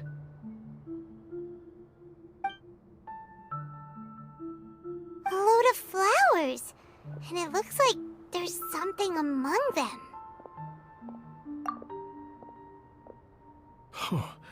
These are Scarlet King runes. They left something behind. Yes. It's an elegy written in an ancient script. What does it say? Here lies our faithful priest Kasala.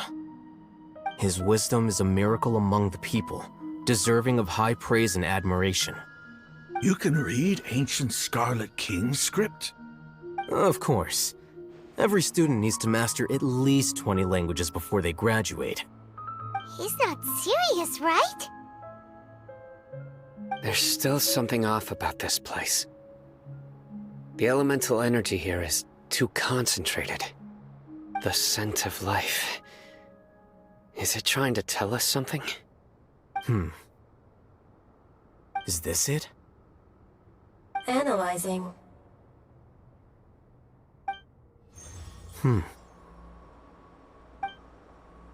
There seems to be a hidden message among these skeletal remains. Excellent. There's a device from the Scarlet King's civilization in this gravesite. I'll transmit the information over and project it for everyone to see. Isn't sharing knowledge against the Academia's rules? Yes. However, under the circumstances, I'd prefer you to see this for yourself. You'll understand after watching it.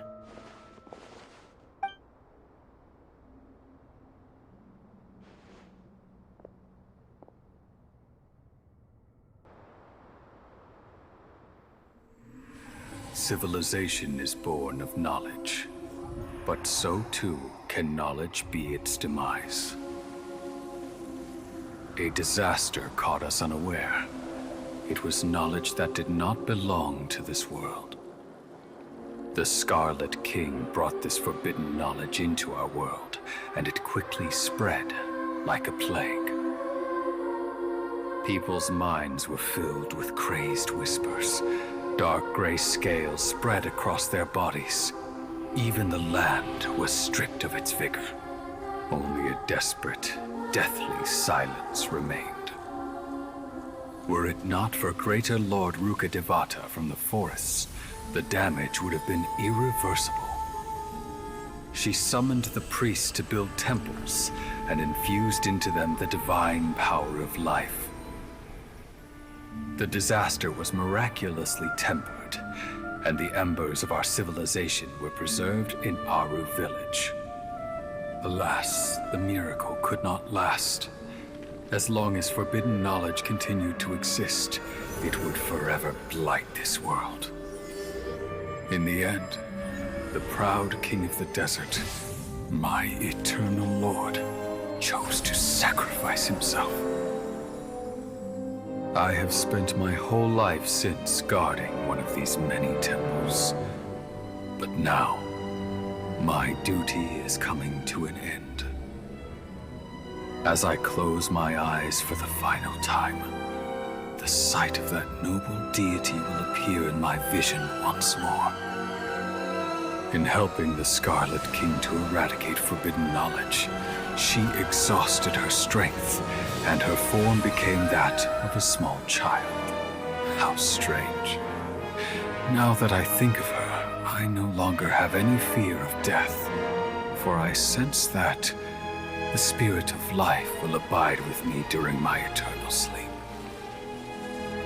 Children of the desert, cling no longer to past grievances, but hold tight to the memory of this act of benevolence. What was that?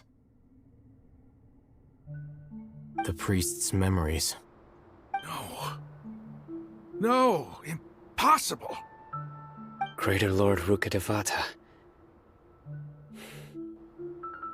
So the former Dendro Archon and the Scarlet King were never enemies at all. But this doesn't make any sense. The Dendro Archon's followers, they're clearly... Was that the former Dendro Archon? He became so tiny in the end.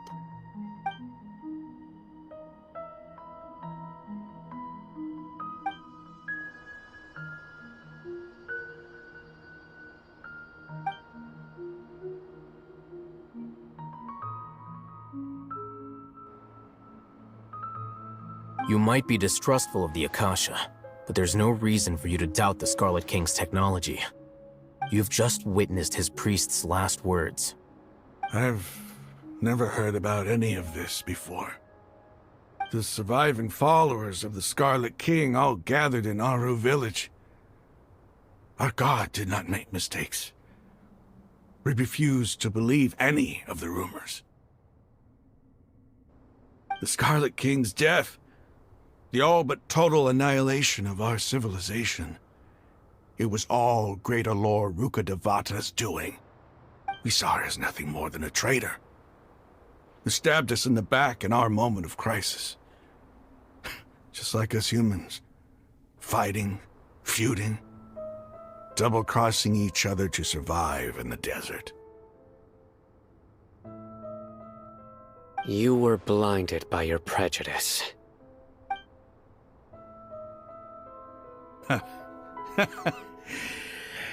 If I hadn't seen this for myself, if I hadn't witnessed his last words with my own eyes, ears, and heart, How could I ever begin to accept this? The truth is so far from what I've always known. Am I really supposed to believe that after all these years, all this time seeking revenge, suddenly now my enemy is my savior? Raman, that's enough. Give it a rest. You're starting to make a fool of yourself. Dia, tell me, my Aramites and I, what are we even fighting for?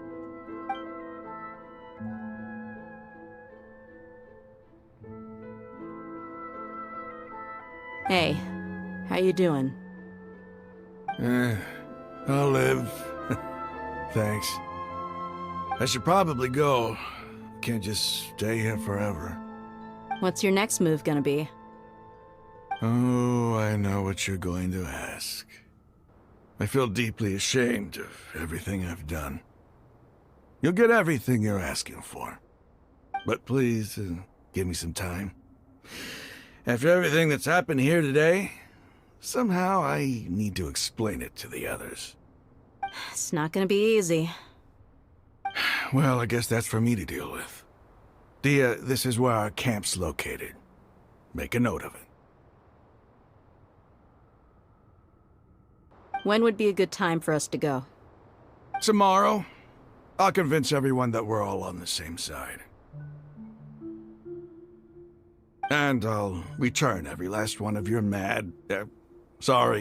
your village keepers. We'll share our other resources with you, too.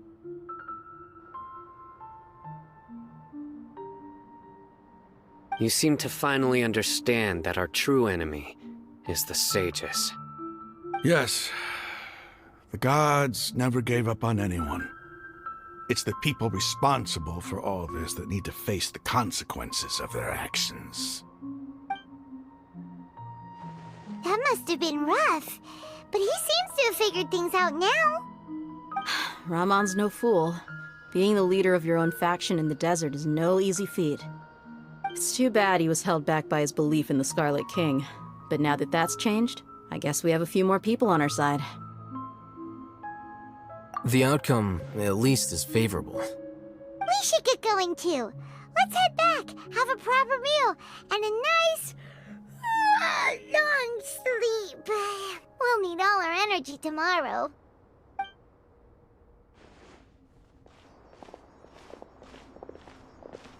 We're leaving!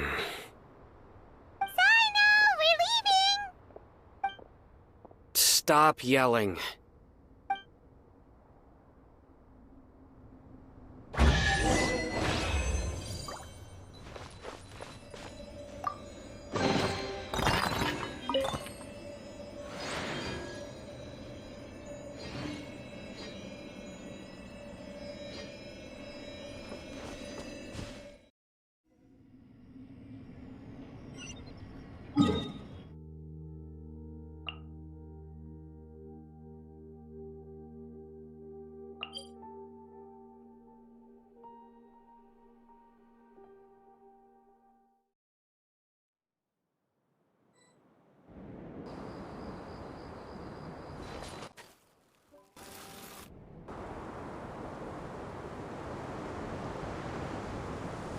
Raman, we're here.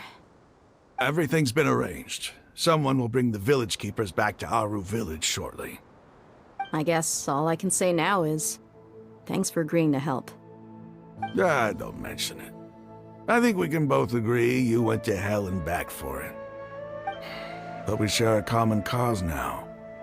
From here on out, we're allies. Where are the perpetrators? I'll bring you to them. Follow me.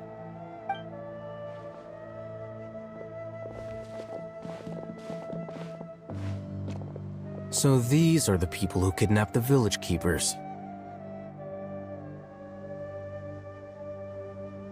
Oh no, it's the scribe! There's no need to yell. No one can help you now. We've been all over the desert trying to find you! That's right.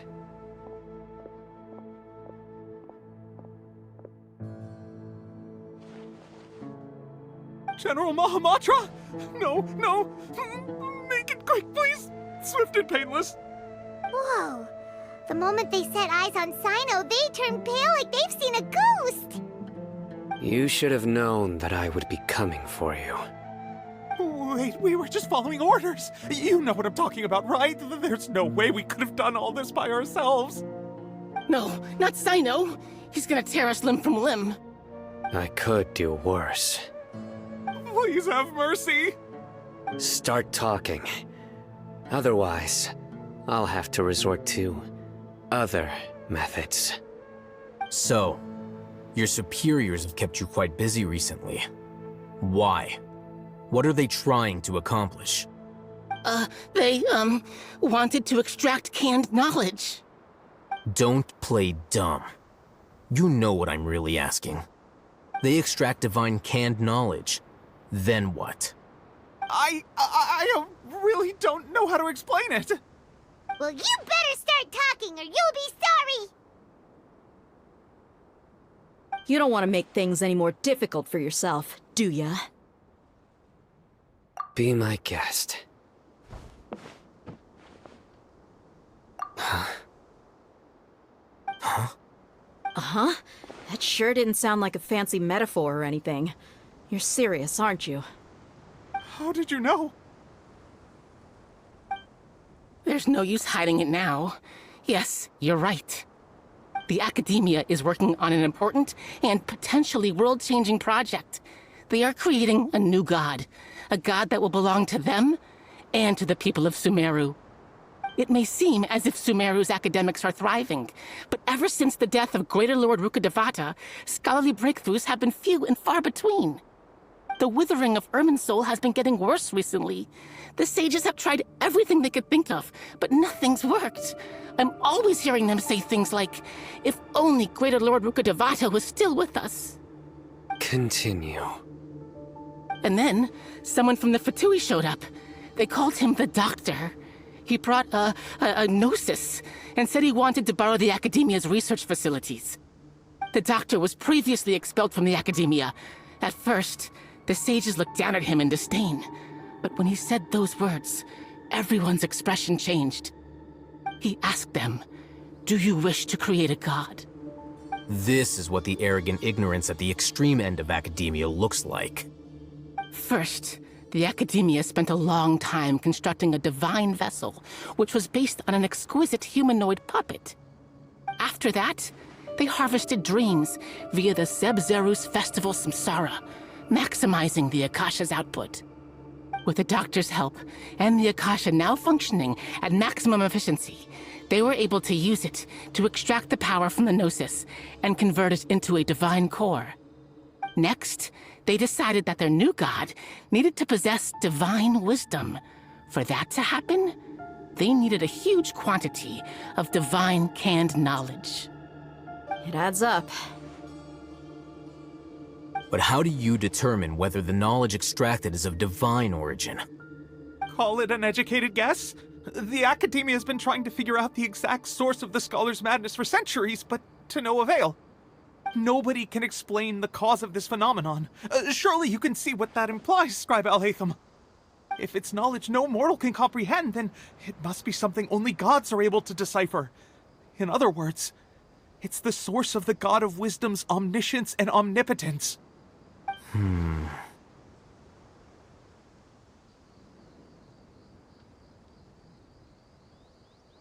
You must have noticed by now. The Academia doesn't care about who their god is. It's the ability to exercise control over knowledge and wisdom that matters. It is as if they are cursed with a desire for omniscience and omnipotence that burns in their blood.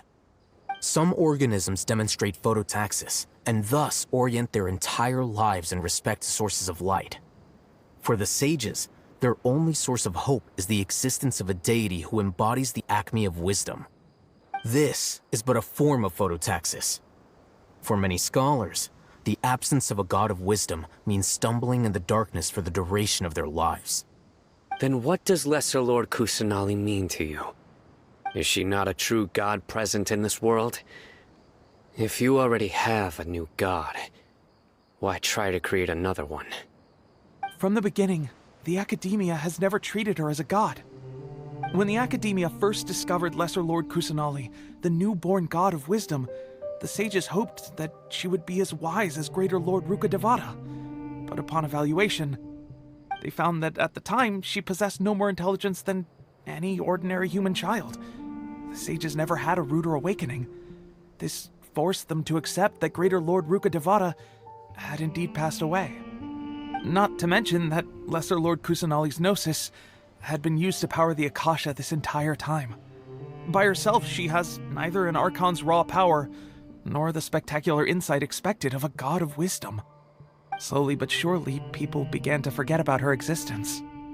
So, this is the path the sages have chosen.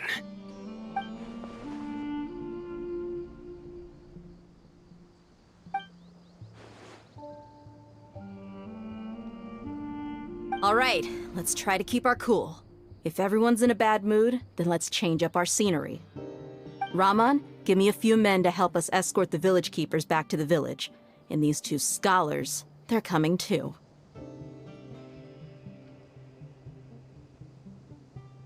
Sure, as you wish.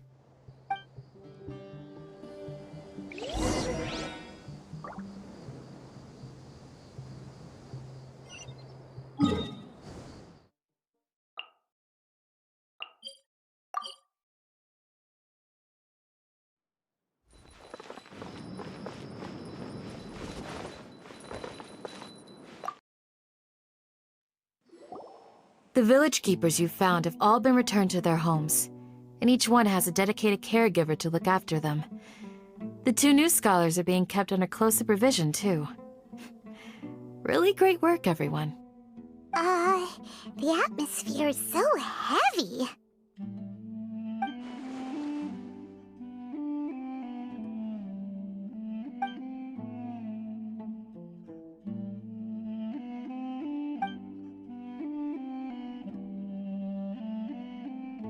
Hey! Say something! Stop spacing out! Come on, is there nothing left to talk about? In that case, let's all get some water and try to think about something else.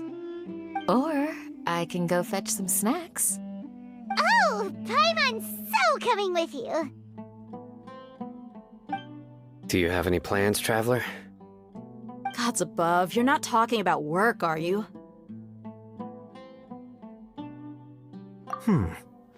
So you were still withholding some information?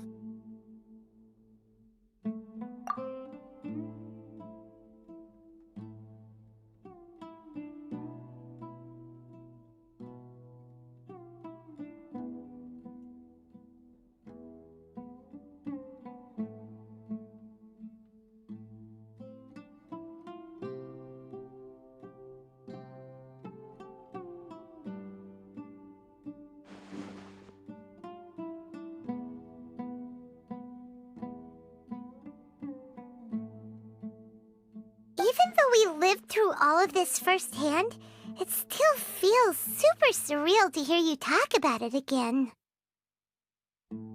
What a whirlwind of a story. I felt like I was holding my breath the whole time. It seems like there'll be more issues to face in the days ahead than I'd anticipated. Still, now's a good time to make our next move. Now that Raman's joined us, we'll be an even stronger team. It's time to make a plan. Indeed. These events are a flagrant transgression of the rules in every sense. We cannot allow it to continue. So, everyone, are we on the same page? Crush the sages and rescue our god. That is our ultimate goal. Well, let's brainstorm a little more about what other resources we can draw on. The next time we gather here, we must have a solid plan. Yep, it'll work out for sure.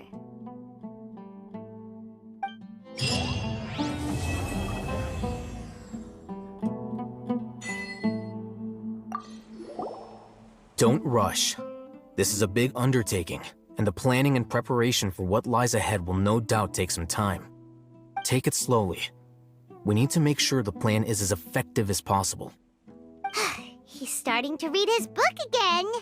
Hey, are you even listening?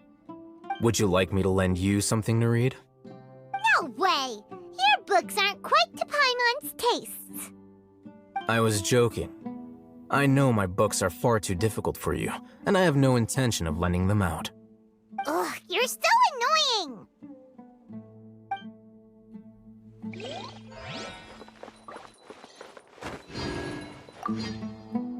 You must let me know if there's anything I can do to help. Though I cannot leave our village, I can't help but feel stirred when I see the looks in your eyes. I've never felt as roused as this when fighting alone in the past. I suppose this must be the power of camaraderie.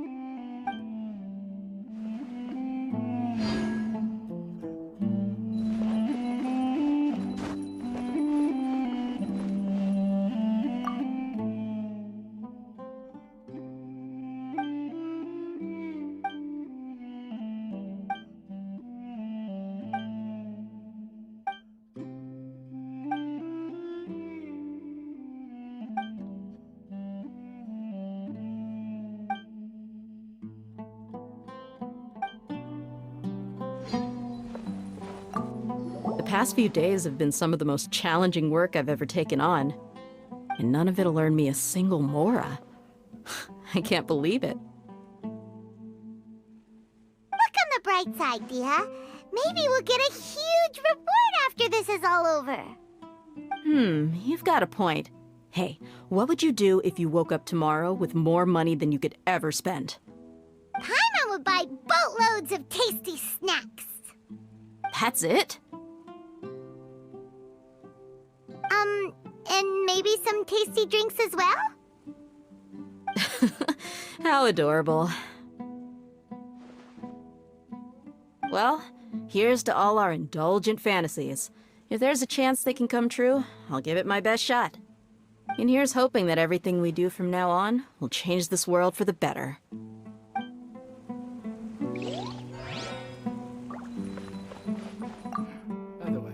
In the past, I never imagined that even the gods could suffer from hardship. If we can find a way to change all of this, will this nation become a better place?